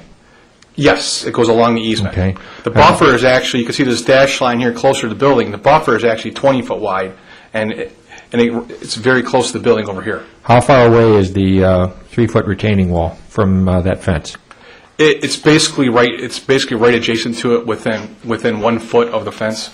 Okay, so the trees are all planted at the same grade as the main building? Yes. Okay. How far does that 3-foot wall run toward the road? The 3-foot wall, it runs, try and adjust here, this mouse doesn't quite move that far. It runs about this point here where my mouse is. Actually, on this drawing CE1, which was included in the package, it's clearly on there. It's not shown as clear on this drawing. Yeah, I was unclear on that. Okay, so the 3-foot runs to the front, and how does it disappear? And one thing that's important too is the retaining wall. It's 0 at both ends and 3 foot in the center. It's not an entire 3 foot. It's basically just taking care of the grade as necessary for the grade changes, and also to create that easement that allows a car or truck to drive through that easement. Okay. If the property is sloped very much, it'd be difficult to do that. Understood. Okay, please continue. On the rendering here, I just wanted to touch on the materials a little bit. As you can see, on 3 sides of the building, actually the one side on the south side, you can't see it, but we also have the same split-face masonry wraps around about 10 foot on that side of the building. It's only about 10 foot, basically with the buffer zone and all the landscaping, you really won't be able to see that building very much. From the center, the 3-foot retaining wall, and then you have the 6-foot fence, and also the landscaping that side of the building will not be very visible. The main areas you're going to see are where the canopies are, entrance canopies with the red columns. That's where we have the raised up masonry. We also have masonry around by where the overhead doors are for the storage area. We also have some benches there for the kids to use on rowing days. That masonry is going to be a gray to a tan range. We haven't picked out exact colors for the project yet. Same with the remainder of the building, which is going to be middle. We're looking again to be in a tan to gray range for the middle, and later on, with help from the club, we'll pick out exact colors. We also have entrance canopies that are going to have downlighting underneath the canopies to light both entrances. We've added red to the structure of those canopies. We're trying to make this building appear less as a commercial building and to fit better with the function of what the club's going to have. And it's also school related. There's also going to be lights that will shine down over top of the overhead doors to give lighting in the storage area in the evenings. And if you have any questions. Okay, let's see if there are any questions specifically about architecture now. And we're going to come back to this. So, at a high level, any questions? If not, we'll come back. We'll hit more detail on this after the public hearing. Okay. Just a clarification. Oh, clarification. I think I understood what he said. Looking at the elevations here and having trouble making sense of it, you're saying that the existing house that is south sits higher than the property? Yes, basically because of the 6,000 square foot of the building. If you drove by the site, you can actually see it. It looks like it sits up on a hill. Basically, this building needs to sit on a flat site, so we kind of have to pull that hill down to make a flat building pad for it to sit on, which creates a little bit of elevation. It's not a lot. It's 3 foot at max elevation difference between the two sites. Okay, so there'll be a retaining wall that steps it down from the neighbor's house. Yes. To the flat, yes. Essentially, and a fence directly behind that. Yes, and again, if there was no easement there, we could probably just create a slope to make up the difference. But we were trying to provide easement for the neighbor. It became necessary. Okay. Additional thoughts? Okay, I want to park one question in your head for you, okay? I'm concerned about the actual grade difference. When the fence is not there, if the fence is there, obviously no one's going to step across it and fall 3 feet and hurt themselves. How at either end where there is no fence, what is the grade, what is the step change? You know, is someone still going to fall 3 feet, or are they going to fall 2 feet, or 1 foot, or 6 inches? As you can see on drawing CE1, the actual elevation difference is very... Okay, I don't need the answer now. Okay. Okay, what I want is to discuss this point later. Again, it's a safety concern. Okay, just basically the elevation difference is very little. I'm just kind of showing you where you can find it to see it yourself, but actually the elevation difference is very little at the far ends of the fence. It may be 6 inches, it may be 0. Okay, well, you can look at it, you can tell us when you come back. Okay. Thank you, Mr. Boggs. Okay. Before we turn to the other issues, just to address points that Brian raised, if you are interested, I do have cut sheets or information sheets about the turf stone for the tarmac. I have enough for every member. I also have information sheet about the floating dock as well, if you'd like to see those now, or we can address it later. Let's address it later. Very well. As well as the fencing, but I don't think it's really an issue. Nope.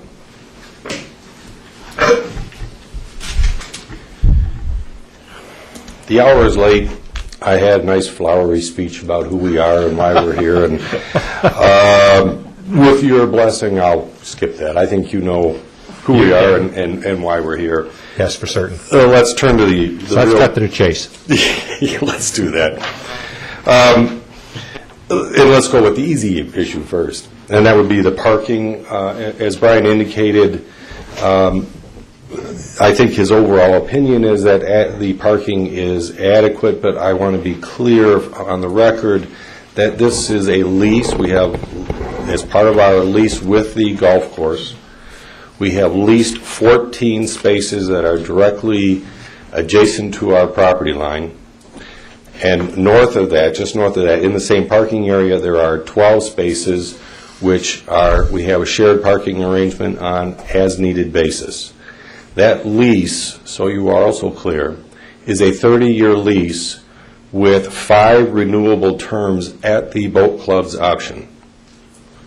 I don't think any of us will be here talking about that at the end of those leases. However, Brian does make a valid point that in the event something should happen at the end of that 30 years or something else, we do have adequate space at the front of the building to create parking should it be necessary, as well as the Wayne County access.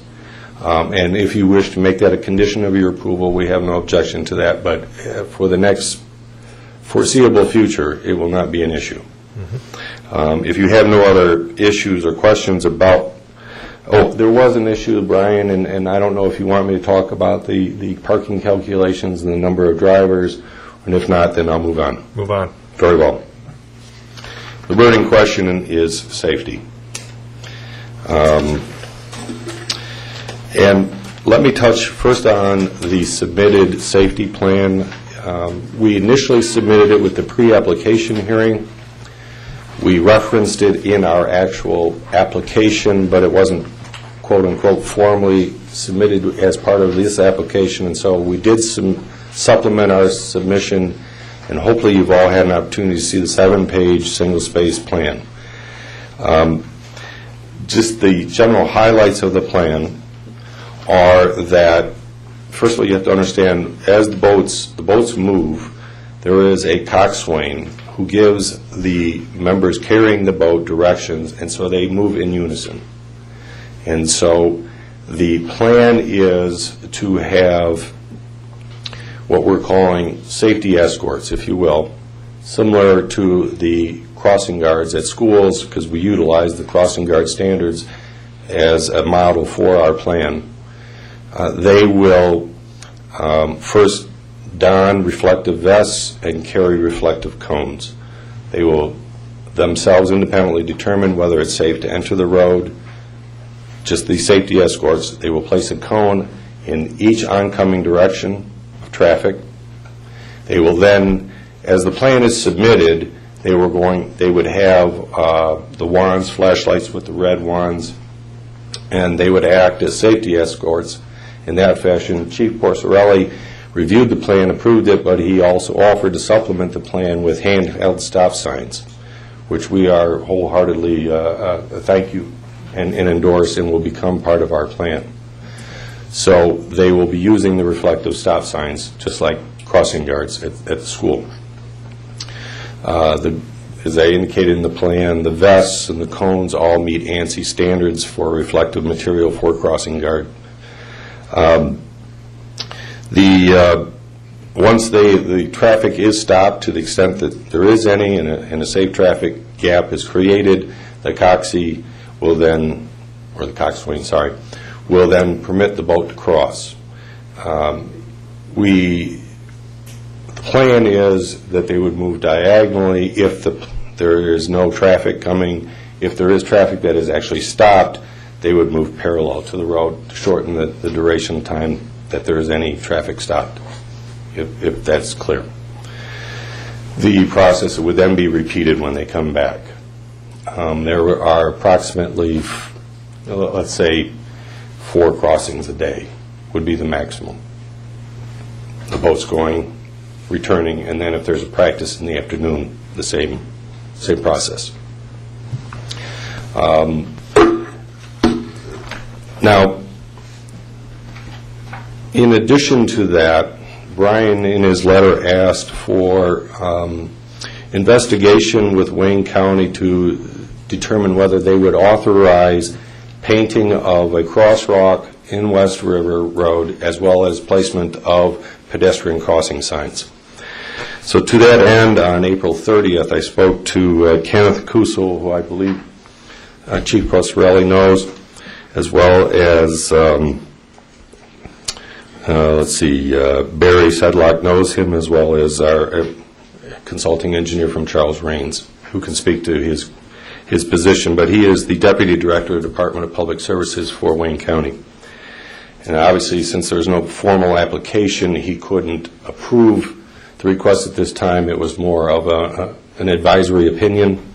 But he said certainly under the current manual for traffic control devices, which Michigan has adopted, this crossing, this is what would be technically called a mid-block crossing, would meet the requirements for painted crosswalk as well as signage.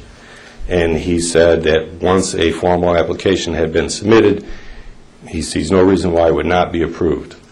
Having said that, I also need to advise you that because this is a mid-block crossing under Wayne County ordinances, it's one of those quirky things where it leaves the Deputy Director of Public Safety's realm and falls into the county highway engineer's approval. And he said applying the same standards, he would come to the same conclusion under the same facts.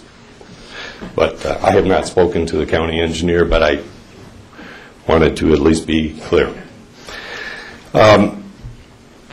During that telephone conversation, I also spoke to the Deputy Director about the issue of a lighted pedestrian crossing signal. Because it had been raised at our pre-application hearing to investigate it. And I will tell you, first off, that he said it is not necessary at this crossing. And I will tell you the reasons why, and then we can address it any further. What he said is a lighted pedestrian crossing is required when there's an increased risk factor to pedestrians due to elements such as a hidden or obscure crossing, wide multi-lane streets, higher speeds on the roadway, and higher frequencies of crossings during the day. It says under those conditions, this crossing would not meet that design element criteria. He's personally familiar with the location as well as West River Road. I can tell you that under the standards, a marked crosswalk alone is not permitted when speeds exceed 40 miles an hour, when the roadway has 4 or more lanes of travel without a raised median, or the roadway has 4 or more lanes of travel with a raised median, yet traffic exceeds 15,000 vehicles per day. Obviously, we don't fall into that. Looking at the particular factors here, the deputy director opined that the boathouse doesn't meet these elements because the speed limit is relatively low, the roadway is narrow, site distance clearance is quite expansive. As you recall, with our pre-application, his department measured, and it's in excess of 500 feet in both directions. And he said that there would be relatively few crossings per day, and therefore, under the applicable regulations, it would not be required. And I'm just leave it at that. It's not a requirement of Wayne County at this point. I also looked, and I'll save you the analysis, detailed analysis. We don't have any other lighted crossings signals on the island under similar crossing at all, even though there are some variables that are similar and some variables that are different. The only mid-block crossings we have are on West River Road, on Macomb Street, as well as Meridian at Meridian Elementary School. Macomb Street, slightly wider. Speed limit is 25, which is 5 miles an hour less than on West River Road. The sight distance, comparable, although Macomb is probably longer. Most significantly, the traffic volumes and the pedestrian volumes along Macomb Street will be much greater than would be at this proposed site. While the duration of the crossings at the boathouse might be longer if they're perpendicular or diagonal to the street, again, their crossing would be assisted by the escorts, much like the school crossing guards. At Meridian, the road is wider. Speeds are 40 miles an hour. 35, sorry. And the pedestrian crossings are by younger children, less mature in terms of judging traffic gaps. There are more children crossing than the frequency of crossings are greater. And consistent with state law and recommended procedures, there are safety guards, crossing guards, whenever there is a crossing there. Yet we don't require a lighted pedestrian crossing signal there. What is required or what is erected is a similar yellow caution sign, pedestrian crossing sign, showing school children with a hand in their mother's hand. So having said that, the chief, I can speak for you, has reviewed the plan, has approved the plan. I think we submitted that as part of our submittal. And so underscoring this, a lighted signal crossing, according to Wayne County, is not required. The crossings that would take place here in the earliest hours would be 5:30 in the morning. There are no night crossings. 5:30, depending on the day, the time of the year, it's either dawn or slightly before. But I don't want to mislead you all by saying it's always going to be in dawn morning light. There is a possibility early in the spring with a 5:30 crossing that it is starting to get light, but it's still dark, with all due candor. Having said that, we understand these student athletes. Everyone speaks of them as sort of this nebulous. There are children, and our children's safety is paramount, as would your children's be, and hopefully your children will participate. And with that in mind, even though it is not required by Wayne County, we would request that they erect at least a street light illuminating the crossings so that anyone approaching can see that it would illuminate the reflective paint on the street. And we would welcome to make that a condition of approval. And I know that there are members of the commission who would like to see a lighted traffic signal regardless of what Wayne County's requirements are. One thought is that it would be instead of an incessant flashing light, which might disturb the neighbor, and There is then also the attending cost to the township of running a light that may not be necessary during the day or in the middle of the night when no one's crossing, that it would be activated. I don't know what the technical term is, but essentially a push button that would activate warning light, and it would stay on for whatever determined time that the traffic engineer comes up with, and then the crossing would be completed. If that is your wish, we would request Wayne County to erect that as well. I think cost is, I don't know, I think it's $50,000, and if that's what your wish is, we will find the money someplace, and we'll make sure that everyone is safe through the redundancy. As I said, our children are of paramount importance, and I'm sure you echo and share that same concern. And so, having said that, if you have any further questions about the safety plan, I'm prepared to take them now, or if you want to wait until afterwards, we can address them as well. Let's see if there are any comments on the safety plan. Anybody have any thoughts? Jay? I'll wait in. Okay. Yeah, I think I'm on. This is, I mean, there are a lot of important things here, some of them related to site plan, some of them in that gray area in between, and that sort of thing, and those are of concern to me, but safety, I think you've indicated, is the number one concern here.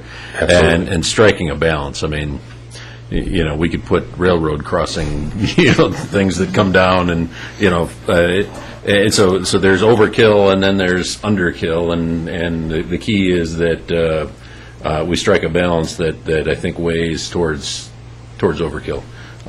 If we're going to err one way or the other, I think we're all in agreement that'd be the right way. I'm interested in your thoughts. I've heard some of your thoughts. I'm interested in the thoughts of everybody, because I think it is a rather long run, as you approach it. But it's 5:30 in the morning. It could be dark. It could be foggy.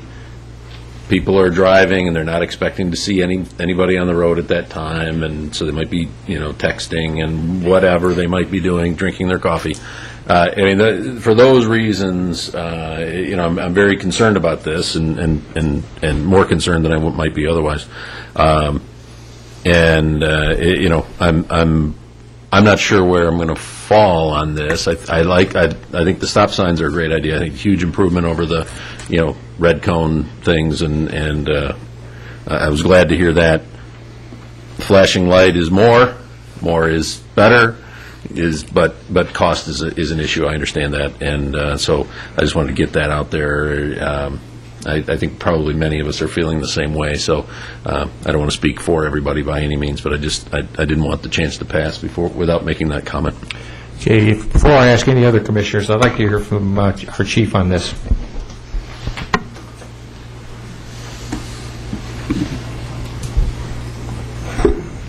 I reviewed the safety plan with Mr. Ames, and it was very well written. I think that they were very careful in hitting all the points. And actually, I've been doing some research on some safety equipment that may help them even more. I'm not sure if it will hit the threshold you're looking for. But when we started our crossing guard program on Meridian, in front of Meridian School, all they made was the regular the regular stop signs. They're red, they're reflective, the handheld fiberglass, whatever they're made out of, plastic. Now they have, I just found just a couple of days ago, and they have the same type of stop sign handheld with LED lighting around it, and it was very inexpensive. It's the exact same cost as a regular one. I was kind of surprised. But I think that something like that, and I also found, which we have for our officers, is the cone is a real good idea because it has the red on one side, but they do make flashlights that they can use that have strobe lights, and they really get your attention. The officers use them while they're walking up to cars, so the car behind you can see you and see something in front. It's just an added safety measure. So besides their plan, I think that I'll be more than happy to meet with these gentlemen at any time. I've got some ideas and some products to show them, and I think that it would be very helpful. Again, I'm not sure if that hits the threshold. I realize that, as Mr. Flesland said, that the cost for, it's either an actuated or an activated sign that would say pedestrian crossing. I mean, it's a pretty big ordeal. You'd think just a sign and we put some lights on and hit the button and it just flashes yellow at the time. It's very costly. I mean, it's as much as a three-way light at an intersection from beginning to end. So anyway, I looked at that plan, and obviously is better more. It is when you're talking about the children. It is about safety. Is there a point, Mr. Fushi brought up, is there a point where it's too much? Could be. But anything that we can come up together as a group and find out and everybody be happy, especially on this commission to okay this project and their safety issue, I think would be good. So I'll be more than happy to keep working with them. I'll be more than happy to show them. I'd like to meet with Gary there and show them these products that are out there, and they're really not that expensive. Again, I'm not saying they will take the place of what you're looking for, or the possibility of a higher threshold when it comes to Wayne County and that roadway, but I mean, you're doing everything that's out there. You're doing everything possible that's out there, and that's all you can do. I mean, and again, it is, I would be neglectful if I didn't say the most important thing here is to not just find the balance, but find the best possible way to keep everybody safe going through there, in and out. So. Well, I'm certain that they would appreciate, any additional information and new technology that would help. I mean, the goal that we all have is the same. Yeah, I was surprised there was all that out there now, because it wasn't out there when we were checking 2 years ago for ours. So it is new. Yeah, we don't want to have unnecessary costs. By the same point, we want to get to the goal that literally when this, assuming this project moves ahead, that whether it's 5:30 in the morning and it's dark and foggy, or it's the middle of the afternoon, that we have a very, very high threshold that the children at that facility are going to be safe as we can practically make them. I wholeheartedly agree, and Chief, if we would endorse and utilize those same traffic control devices, the LEDs is just an awesome idea. I hadn't even considered it. That's why he's over there and I'm over here. And as well as the strobe lights. And we'd incorporate that into our safety plan as well. I definitely applaud your willingness to to take something like this on. I mean, like I was out there last night at 11 o'clock, and a street light there at the crossing would make a big difference in terms of visibility. It's dark, okay, and that's great. Yeah. If you can if you can get together and you can confidently use this new technology to have the same effect at less cost as an automated sign, okay, present it, okay? But you've got to be confident, and you've got to come in here and you've got to convince us. So I certainly will. I'll commit to you that I will do everything that I can with the chief to be more than confident, because right now I have 2 children carrying boats, and I would like them to come home at night. Mm-hmm. Just out of curiosity, when the boats, I know there are a lot of, I looked at the count of boats in the storage area there. Do more than one boat go out at the same time? Or Yes. How many boats? I mean, Scott, what are we running now? 5 or 6. 5 or 6 boats. Okay, so They're varying from a 2-person boat to the 8-person, which is the okay, so longest. this is kind of a caravan that's going across the road. Do they go out at the same time, or I mean, because No. they can't get on the dock at the same time? No, they aren't. They'll all launch within 10 minutes of each other. Right, it's not a parade, but yes, they are within 10 minutes from one side to the other. Oh, okay. They're very efficient. That's pretty interesting. I didn't know that. Wish I'd invited you to the Waihi on Saturday. You could have seen their operation. Ah, okay. Yeah, might have helped.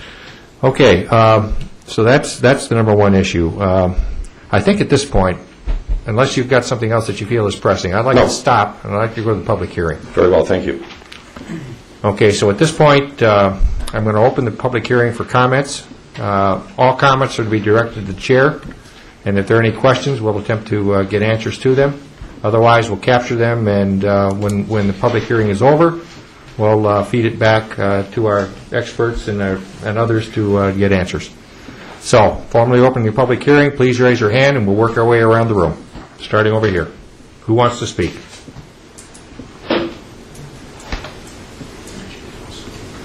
Mr. Krantz. Kantz, I'm sorry. My apologies. Peter Kantz, 22119 West River Road. I've lived on West River Road for about 30 years, within a half a mile of the site. For a while there, within a quarter mile of the site. So I know that road fairly well. I drive past the site a couple of times a day, generally. At 5:30 in the morning, there aren't any cars on that road. I mean, I run on that road. My kids have stayed on the bus stop on that road. You know, kids that are a lot younger than these rowers cross that road in the dark every day to get on the bus. They stand on the side of the road waiting for the bus. And as far as I know, there haven't been any accidents out there. I think your emphasis on safety is well placed, but I don't think you should go overboard. The plans that I've heard with the coxswain directing the boats across with the stop signs or strobe lights or whatever, I think are more than adequate. I mean, I don't think they'll ever have to stop a car because there just aren't any cars out there at that time of the day. Even in the middle of the day, there are very few. I run on that road in the morning, and sometimes I'll run for 10 minutes and never see a car. So I don't think the traffic safety issue is a real issue. What is an issue out there, safety-wise, is the condition of West River Road. I mean, just crossing that road and not tripping, falling down and breaking your boat is going to be a problem. So maybe that needs to be addressed. You know, how do you get a smooth crossing across the road? Don't worry so much about the traffic because there isn't any, but the potholes there are bigger than some of those kids. So that's probably my biggest concern safety-wise.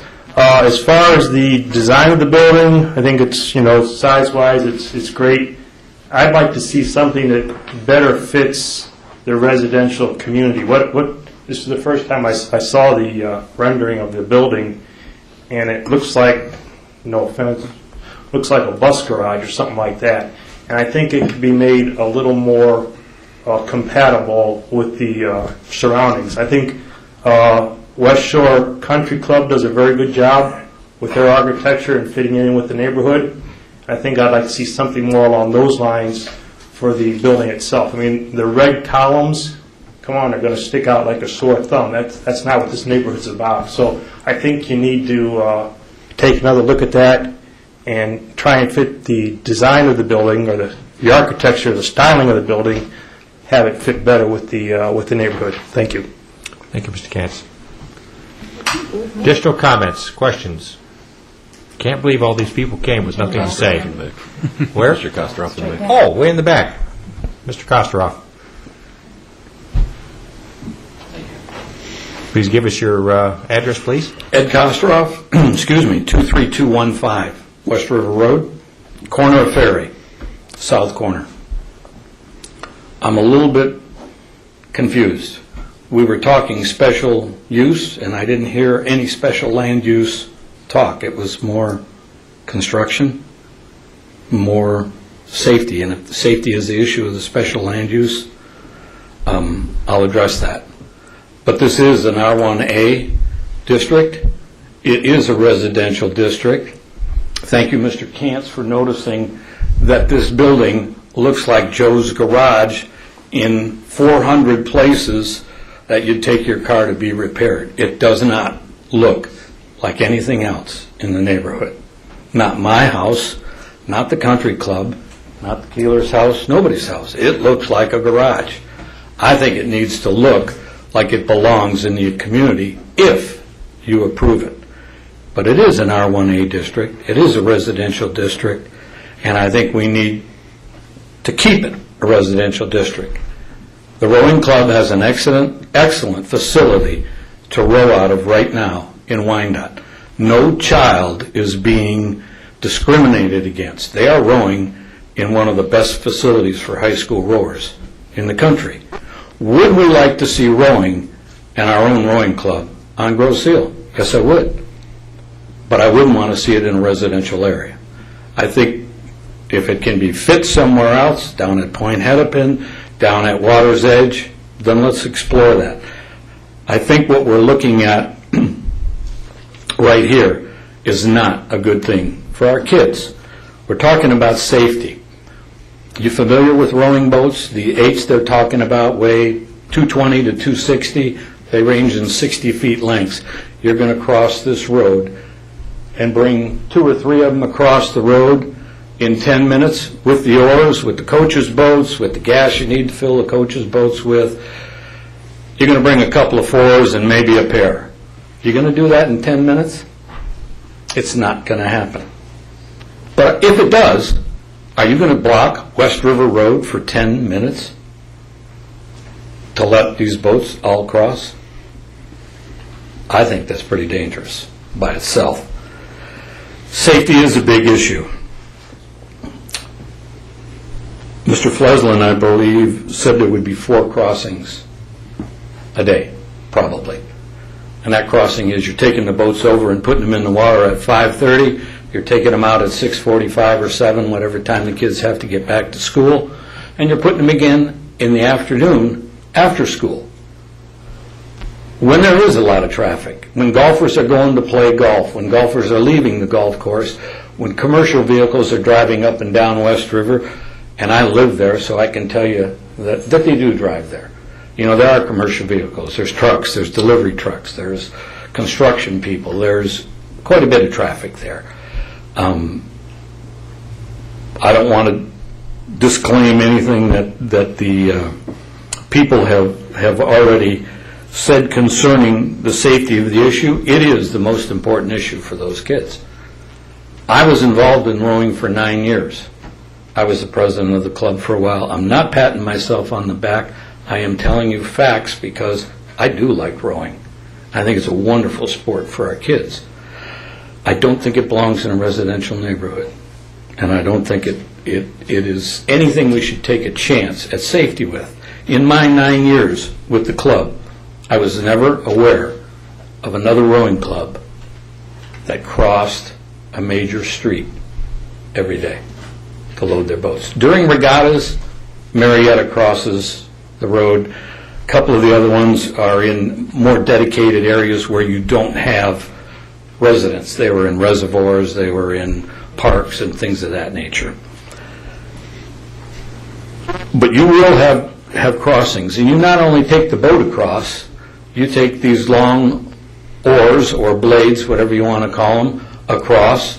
You carry those across separately from the boats, and you carry, as I said, the coaches' boats. Will they be anchored down at the water and left there permanently? I don't know if that's part of the approval or part of the plan. Coaches' boats have motors just like all fishing boats. You got to gas them up. Where are you going to store the gas? All that's an issue that all needs to be addressed. Might be in their extensive safety plan. I haven't seen it, though, and haven't heard about it. But you will have multiple crossings. Who are the crossing guards? Are they kids that aren't rowing that day? Are they adults? Are they volunteers who know what they're doing? Who are these crossing guards? I'd like to know. The other thing is parking, and Mr. Fleslin said there was 14 places allocated. In the literature that I have on the proposal from West Shore to the Grosse Ile Rowing Club, it's 10. So, Scott, if you have 4 coaches, you probably got 4 cars down there. Each coach is going to drive by himself. If you have a couple of volunteers that are down there assisting, adults, family members, parents of the kids, maybe you have 3 or 4 of those. So now we got 6 or 8 cars down there, and I'll throw in the 2 crossing guards. So we got 8 out of 10 spaces taken, or 8 out of 14. I had children. Most of you have children. If you have children that drive, do they want to ride with 4 people in the car? They want to drive their car and go by themselves to rowing. Well, if they don't have a car, maybe they want a bum a ride from Joe or Steve or Susie or Mary. But 2 people in a car is probably a good average. You got 30 rowers, you got 15 cars. So now we're talking 23 cars that need to be parked. on a normal day. That takes up both sides of that parking lot that we're talking about. The 10 or 12 on one side and the 10 on the opposite side, whatever it happens to be. So that south side of the country club will be all rowing parking.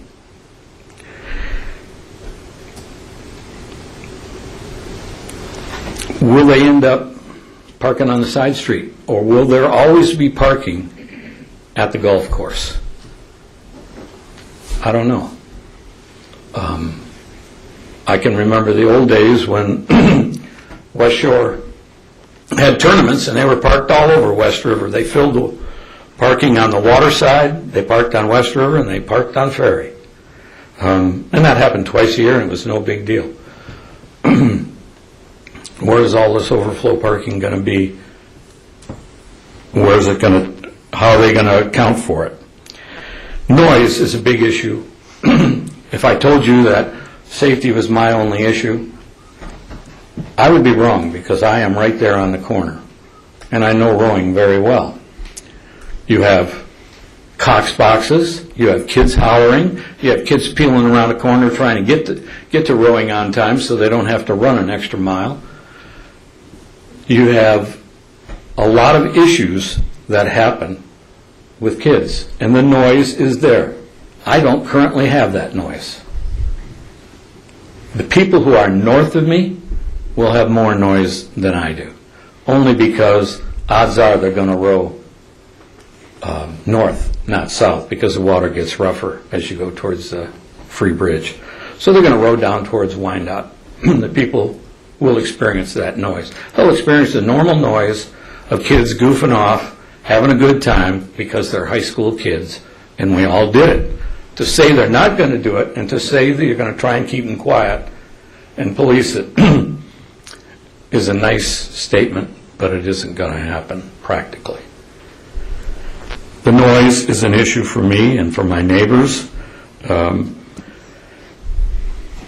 One of the things I would like to say is, if it's okay, if you approve this, and it's okay for me and my neighbors to hear this noise, is it okay for me to record this noise at whatever decibel level it is and come and play it at your houses at 5:30 in the morning? Or at 6:30 or at 7 in the morning? Or at 3 or 4 in the afternoon? Is it okay to do that? If it is, then I would say they have a chance. You should have a chance at approving it. If it's not okay, then why inflict it on me and my neighbors? Because we bought our homes in an R1A district, paid the taxes to live on the water, me for 40 years, my neighbors some longer, some shorter, so that we would have a quiet neighborhood to live in. And now we're going to do this. I am not against rowing. I don't want anybody to think I have a personal vendetta against rowing or anybody in rowing. I like the sport. I have 2 daughters that rowed in it, and as I said, I was involved in it for 9 years. I would be more than happy to help them look for a different place, but this is an option that they have. And the only other thing that I'd like to bring to your attention when you make this decision is Mr. Borbin talked to the Land Conservancy Group, and when he spoke to you, he mentioned one thing. Does this impact the neighborhood? Yes, absolutely. It impacts the neighborhood if you put it in a residential section in this R1A district. Thank you for your time. Thank you for your comments. Let's see if we can address a couple of these questions right quick, if we could. First, you asked a question about special land use standards, that you hadn't heard those yet. There are 6 special land use standards which, after this public hearing, Brian will lead us through one at a time, and those that are most relevant we'll discuss. Okay? And we haven't got to it yet because we got off on the most important issue, which was safety. So you will hear the 6 standards, and we will go through them one at a time to evaluate which of those apply and which of those do not apply. Second, let's ask a couple of questions about the specifics. First, the issue of parking, 10 versus 14 spots. Can you comment on that, please? Absolutely. If you wish, I think we furnished it to you with our application, is a copy of the executed lease. The executed lease says 14 spaces. It is 14 spaces, not 10. Okay. Also, north of that are 12 spaces. Those are also dedicated, not under the lease, but under a shared arrangement. And the gentleman from West Shore is here who can confirm that. Okay, no, it's fine. So there are 14 places which are leased specifically for the club. Yes. And on the north side of that same parking lot, you say there are 12 additional spots which are basically shared duty between the golf course and the boat club. Yes. Okay. So at 5 in the morning, if 15 cars show up, 14 go in your spot, 1 goes in the other spot. Correct. And that's acceptable to everybody. Correct. To the golf course and to you. Yes. Okay. The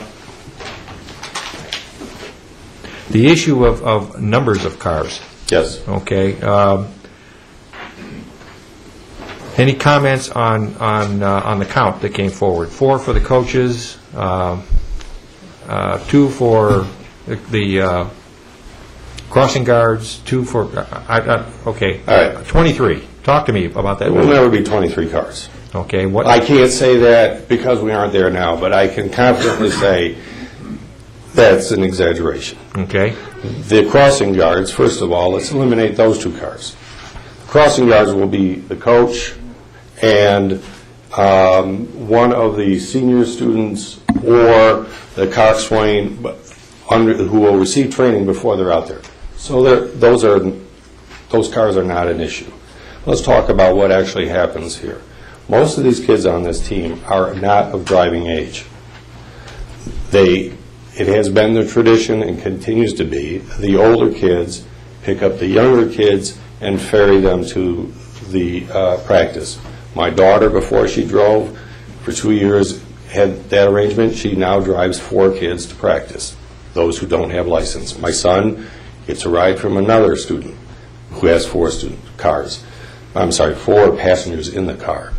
So I think 4 as an average would be an overstatement. It's more like 3. Okay. All right? 3, you can do the math, 3 into 40 kids. We're never going, and then how many coaches' cars do we have, Scott? 4 cars?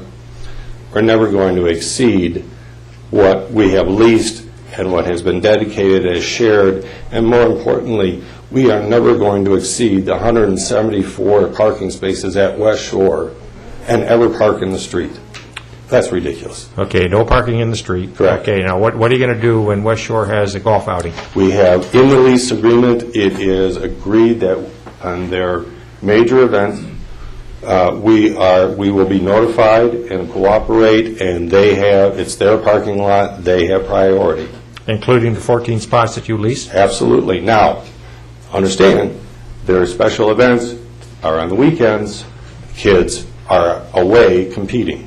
So there's never going to be really an issue, except perhaps on a Thursday, if you have a Thursday. But they have priority, they're their spaces, and if there ever is an issue about that, there will be no rowers there at that facility. Do you ever envision an event where you put on a rowing competition or where a whole bunch of people come Yes, in? I can answer that definitively. There will not be any competitions out of that facility, ever. Okay. In the 150 years of this lease. Even though I won't be here, I can confidently tell you there will not be a competition hosted out of that facility. Okay. So again, the crossing guards, you said, are going to be Adults. Adult coach? Coaches. There are more than one adult at that. There will be adults, coaches, who will be the crossing guards. Okay. And/or a senior. And if they're not, then it would be a senior member of the team. Okay. Talk about the issue of the motorboats. The motorboats. What's the deal with these? They are The bottom line is, they are carried from the facility to the water, never, ever, ever stored at the water, and then they are carried back at the end of the day. They are gassed, fueled in the facility, and the fuel is kept in a fireproof cabinet designated for fuel storage. And one of these goes out with each boat? Typically, no, there's, 2, 3 coaches' boats? The safe ratio, we have 2 or 3 or 4 coaches boats out throughout all the crews. For those who couldn't hear, there will be 2 to 3, perhaps 4 coaches' boats to keep the safe ratio with the kids. Okay, these are rescue boats, I take it? They're rowboats. Rowboats? Yeah. Motorboats? Yeah, They follow... They're aluminum rowboats you typically see for fishing with a little motor. Do they follow the people Yes. doing the rowing? No. They don't? No. What do they do? What? Yes, certainly do. Yeah, they escort the crews. Yeah. Yeah, I thought he said, they're not the rowboats, they follow, they're coaches' boats. They're escort boats. Okay, Yeah. I got you, all right. Okay. If I misunderstood your question, I apologize. So the motorboats are coming across then, Yes. the skiffs are coming across, Yes. whatever the Shells. they're coming across, okay. The question of noise. Yes. Okay. Now, talk about noise both in 2 categories. First, noise on the land and noise in the water. All right. Noise on the land, first of all, understand, when cars arrive, they're parking on the north side of the building, shielded from residents by the building, as well as the fence and the landscape. I put to you, they will never hear anyone coming and going. Secondly, that gentleman standing right there, or sitting right there, Scott Seatech, the coach, does not tolerate any goofing around. This is not a sport that you can permit any goofing around. It is a very dedicated sport, carrying, as we said earlier, very expensive boats, expensive equipment. There is no room and none is ever tolerated for any kind of horsing around. All right, now, yeah, after practice, before they leave, there might be talking. We're talking later in the hours. Definitely not on the way out, definitely not on the way back with their boats. All right? I'm not sure if that, let me just check my notes, if that addresses everything in terms of noise Well, the other on the land. I have for you, we heard it then about noise out on the water, the Cox boxes, among other things. And I have for you, if you'd like, I could approach information about the Cox boxes. And I think it would be... What exactly is that? Let me find What is it? Is it an amplifier or? In a sense, yes. But only in the Can you general... put one on the, just put one on the monitor there. Absolutely.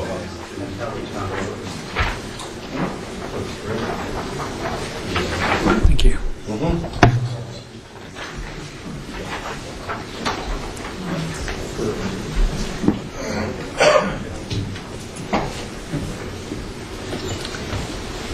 Brian? Oh. We're stuck on Oh. the presentation. I'm technologically challenged. Thank you.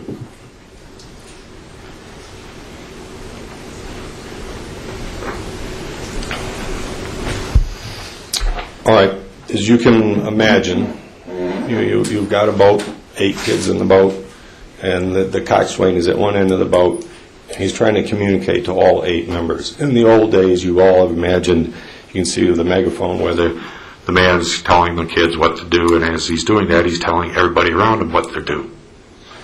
It was difficult for strategy to say, give me a hard 10 pulls, and not have the guy next to you know what you were going to do. The Cox boxes are, the speakers, they're 8-ounce speakers mounted on the floor of the boat under the seats. They are the decibel level I don't have for you here, but in the information you'll see, they are also volume controlled. The idea is when the coxswain tells the crew, give me 10 hard strokes, that everybody in that boat is working in unison and giving the same number of strokes at the same time. and also that the boat next to you does not know what you're doing. So the volume is loud enough for those sitting in the boat, sitting above the speakers, these, again, small 8-ounce speakers, to hear what the commands are, but it's designed so that no one else hears it. Does that make sense? It does make sense. It's no longer are you broadcasting to everyone what you're doing. So the strategy is much more refined through technology. And in terms of actual experience, these boats presently row out of Wyandotte. They row north. They row past the condominiums just north of Portofino's, and then the houses along the shore. We have never received one noise complaint. Now, I don't know whether the township, to be flippant, if I may, has the ability to regulate the use of a navigable river and the noise out there. We want to be good neighbors. This volume is only going to be enough so that the kids in the boat hear it, purposefully controlling the volume, being respectful of the time of day, and again, like the neighbors in Wyandotte, no one is ever going to hear or complain about the noise from the Cox boxes. Okay. Additional question that was raised was relative to afternoon traffic on the road relative to the crossing time. Right. How would this be managed? It's the exact same way as it is any time with any crossing, with the same safety plan in place with any traffic.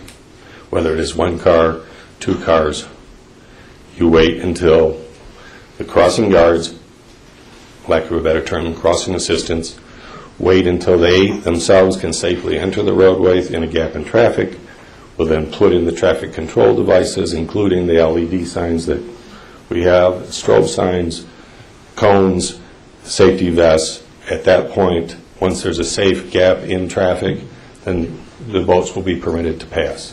Whether that is one at a time or whether they'll have to stop and allow traffic is a judgment call of the assistants, just like the judgment call of a school crossing guard, whether there's a balance in who needs to go first or second, and it's just a human judgment call. All right, so it's not, the analogy used was a parade. It's not a parade for 10 minutes. No.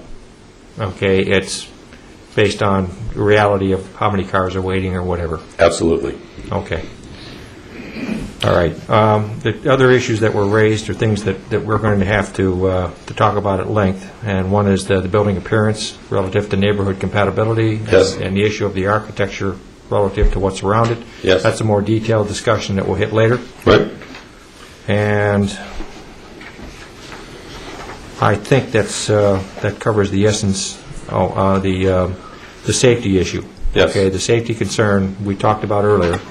And you're coming back with additional input from Chief Porcelli. Right, and I would, I'm sorry, I didn't mean to interrupt. Oh, go ahead, please. On our application, at least verbally, I'll represent as an amendment to our application for your consideration as a condition for approval that we would work with Chief Porcelli on a revised plan incorporating the latest in technology, including but not limited to the LED signs and the strobe lights, in order to strike a balance between redundant and necessary safety for the children, yet at not at an exorbitant cost. And my suggestion is, would the condition be, once we've worked out with the plan, if the chief is willing to indicate in a letter that this plan has been worked on, developed, and approved by him, and incorporates those additional elements of safety, we'd be more than happy to make that additional conditional. Okay. All right, those were the issues that were raised, and those are the answers that you were provided. We're going to go back now to the public. We're going to find out additional input. Yes, sir. Come on up, please. Give us your name and your address. Welcome to the Planning Commission. Thank you. Robert Petrie, 23051 Meridian Road. I'm the president of West Shore, and I'm also a member of the Ford Yacht Club. I'd like to talk about the parking places. 14 is the right number, with an additional 12, I think, on the other side. The major events that we have at West Shore that pretty much fill our parking lot and the grass across on the water side are in the summer, mostly on the weekend.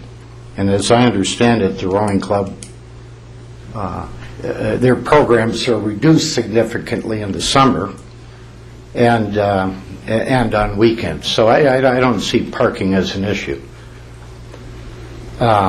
Secondly, noise was one of the considerations we golfers talked about, because the club building backs up to our 17th green and our 18th tee box.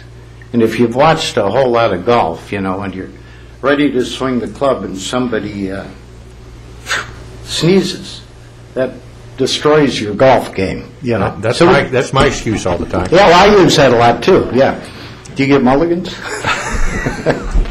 So anyhow, we talked about that, and we were assured that noise wouldn't be an issue. And there is a green buffer between our green and tee, and I think to the south between the neighbor. Additionally, if you've been near the water pretty much any time during the walleye runs or whatever, the Go Fast fishing boats with 300 horsepower motors on them, they're zipping up and down that river making a whole lot more noise than a racing scull. And the big power boats and so on and so forth. I live on Thoroughfare Canal, and I don't know what you call them, but it's 1 to 2 man boats, maybe 40 feet long. And it's such a beautiful thing to see them rowing down Thoroughfare. It's wonderful. So, and these are older people, so they probably went through some kind of program like the rowing club, and then have taken it up for exercise the rest of their lives. So the board at West Shore fully supports this activity. We've signed a lease agreement, as mentioned. We have a purchase agreement in place. Our membership approves them, and we look forward to having the rowing club as our neighbors. Thank you. Thank you, Mr. Petrie. Okay, additional comments going around the room. Hand in the back. Yes, sir. Or yes, ma'am. Excuse me. All I saw was the hand. Give us your name, please, and address. Kathy Shields, 8601 Bridge Road. To speak to the noise, my daughter was a rower here for 4 years and in college for 4 years. You can't talk in a boat. One, you can't, the coxswain won't let you, and you don't have the energy to talk. You are so busy working, you just can't possibly talk. At 5 o'clock in the morning, they're not talking. They're barely awake, and they just got there. So they are task-oriented, and they are going to, go get their boats out because they're cutting into their practice time, goofing around. So, I don't think noise in the morning is the issue. Noise in the afternoon, there's a lot of noise around. So I don't think that kids talking should be a concern. As far as having, a boathouse here on the island, it will promote rowing in the community. And I think it's important. There's a lot of opportunities, especially for women. My daughter was a recipient of a college scholarship and had the opportunity to row on the under-23 world team. So the opportunities that the children will be afforded are, immeasurable. And life skills that they'll learn forever. So that was it. Thank you, Ms. Shields. Additional comments working around the room. Yes, sir. Mr. O'Connor.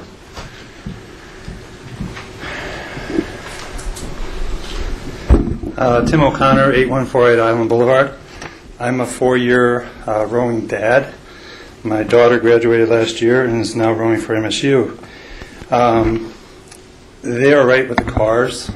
As an underclassman, she rode to practice every day with the upperclassmen. And when she became an upperclassman, she carted 4 kids. So it's 5 kids showing up with 1 car. I think it's interesting we're spending a whole lot of time talking about safety.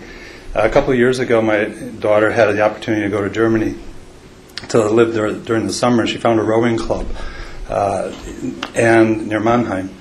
And how their rowers got to the venue was they came out of the boathouse, carried it down a flight of stairs that was approximately 30 feet long, had to cross a main road, cross the railroad, and go down to the river. They've been doing it for over 100 years, and no one ever got hurt. So I think we can handle Grosse Ile. Not to underestimate the need for safety, but it's doable. The noise, again, I want to echo what the others have said. These kids show up, they just want to get in their boat and go. Time is short, it's before the school year. If they goof off, they're wasting time. They want to spend it on the water. A rower wants to be on the water. They don't want to be on the land, they want to be on the water. And if my father-in-law lives on the Detroit River. During the summer, we cannot sit on the dock and have a civil conversation for the noise. These boats don't even come close to that. The comment was made earlier, is it going to impact the neighborhood? Yeah, but only in positive ways. If we, as a community, want to offer new residents and existing residents amenities, what better is there for a rowing club for our kids? I mean, I got a son that's coming up now, and it would be really great if he didn't have to leave the island to do it. So if he could ride his bike to the club or a short ride, that would be really terrific. I think most of the people who are concerned about the interference, they're only going to know these kids have come and gone by their coffee maker waking them up in the morning. They're not even going to know these kids were there. And the coaches are very strict. You know, the rules are very hard and fast. You don't break them. And interestingly enough, the coaches set the standard, but it's the upperclassmen that do the enforcement. They're hard about it. You know, they have rules to keep. And everywhere the Grosse Ile rowers go, whether it's some meet or some, Marietta in the spring break, these kids are welcomed back by these people who know them because of their reputation for their behavior, for their demeanor, their respectfulness. It's really a good program. The club runs an awesome program, and it would be a great asset to this island. Thank you, Mr. O'Connor. Again, moving around the room. And all the way in the back, Pam? Come on up, please, and give us your name and your address. Catherine Kostroff, 23215 West River Road, corner of Ferry. I just want to address a couple issues. The first one being noise. I actually rode for Grosse Ile for 4 years varsity. I rode one of my years with Coach Scott, 3 years with his sister. My last year I was actually a Cox, so I'm probably one of the only people in this room that can talk about how loud a Cox actually is. Yes, you can turn the volume up and down on a Cox box. It is basically a microphone like this that I am speaking into. But I'm not talking into it. I'm yelling into it. At one point, I was actually pulled over by a coach's boat during one of our races because he could hear what I was yelling. The other boat and I were actually having sort of a fight in between the two of us, what we were yelling between the Riverview boat and our boat. We were kind of having a little tiff back and forth to each other. You can hear it. There are points where, not often, but there are times where right now from Wyandotte they row down, and I know that the boats are rowing down because I can hear them coming down, and I think, oh great, I'm going to go watch Grosse Ile. A boat coming down. You can hear them. I don't know if you've ever been on a calm, out on the water on a calm day, but noise carries. It carries very, very well. I can hear our neighbors across in Trenton, or if you're on East River, you can hear things. I don't think we're so much worried about the afternoon practice as much as 5:30 in the morning. And if you don't have a Cox box or your Cox box breaks, you scream to get to that 8th person in the boat. I can't tell you how many times I had laryngitis. that last year of rowing to get there. The other people in the boat don't talk. They are exhausted, but you are screaming to get to them. So the noise, whether you want to say it's there or not, you're yelling. You're yelling into that Cox box. You can hear it across the water. I can hear it now when they're coming down, and I can tell you as a coxswain, it's there. I love the sport of rowing. It was some of the 4 best years and times in my life, but at 5:30 in the morning, it's not exactly the times I want to have now. Another safety issue I just want to bring up as an ex-rower that I don't think has been brought up. Running is a big part of rowing, and I know that we used to run a ton, sometimes 2 miles, 4 miles, 6 miles. There are sidewalks in Wyandotte. Where are you going to run now? West River is not a good place to run. I've run on West River, and I've been told by many police officers, not a good place to run. If you're going to run down Ferry, I guess that's another noise issue of 30 kids running down Ferry, or, also a safety issue of how many of them are you in one single file line? Running was, I don't know if it still is, I'm going to imagine you still run a large part of your workout. So where are they going to run now? We don't have sidewalks. So that was one safety issue. And then just the last issue for noise traffic safety is, I know at 5:30 in the morning, the noise for me is not that they're hanging around making a lot of noise at the boat club so much, but when you're leaving the boat club trying to get to first hour, you can go to Grays Drive now and see the high school students flying in crazy drivers now. But as a rower, you're told, like you said, to be respectful. And the one thing we were always told as rowers, you're going to make it to first hour, you're going to stay awake in first hour, and you're going to get an A in first hour. You speed to get to first hour. I can't imagine the amount of traffic and the speed that they will be going around from West River to Ferry. I just think that's just going to be a dangerous corner of them going around there. There's going to be kids out at the bus stop at that point in time, whether there are. So I think that's just another traffic safety issue that needs to be brought up at that time. Thank you. Thank you for your comments. Chief, I wonder if you might comment, please, about the traffic safety issues that have been raised, if you have any comments on it, relative to running on West River Road, or the issue of speeding to get to class. You want to take the hike again? I'm guessing he's not going to encourage the speeding. I think that's the only problem that, we can address the what-ifs, and I understand their concerns, and this is not saying that they're not real concerns. They may very well be, but there's so many what-ifs that for me to address it, sure, if we have issues, we can address it. We'll be more than happy to. If there's a speed issue, at any other time, we address those issues. So we do more radar checks on Grays Drive than any street on Grosse Hill. So that, we do address it when it comes up, but as a group or as a whole, right now, I really have no comment on what may occur. Okay. But if something occurs, we'll be more than happy to address that issue. I'm sure you would address it, too. Thank you. Let's ask the question about the running. Running as a part of training and any plans associated with where and when and how. There will be no running. We will have ergs, or rowing machines, in the facility which will be used for conditioning. And as a side note, the team has not run up and down Biddle at all for years. And so running is not an issue. Okay. All right. Let's move on to additional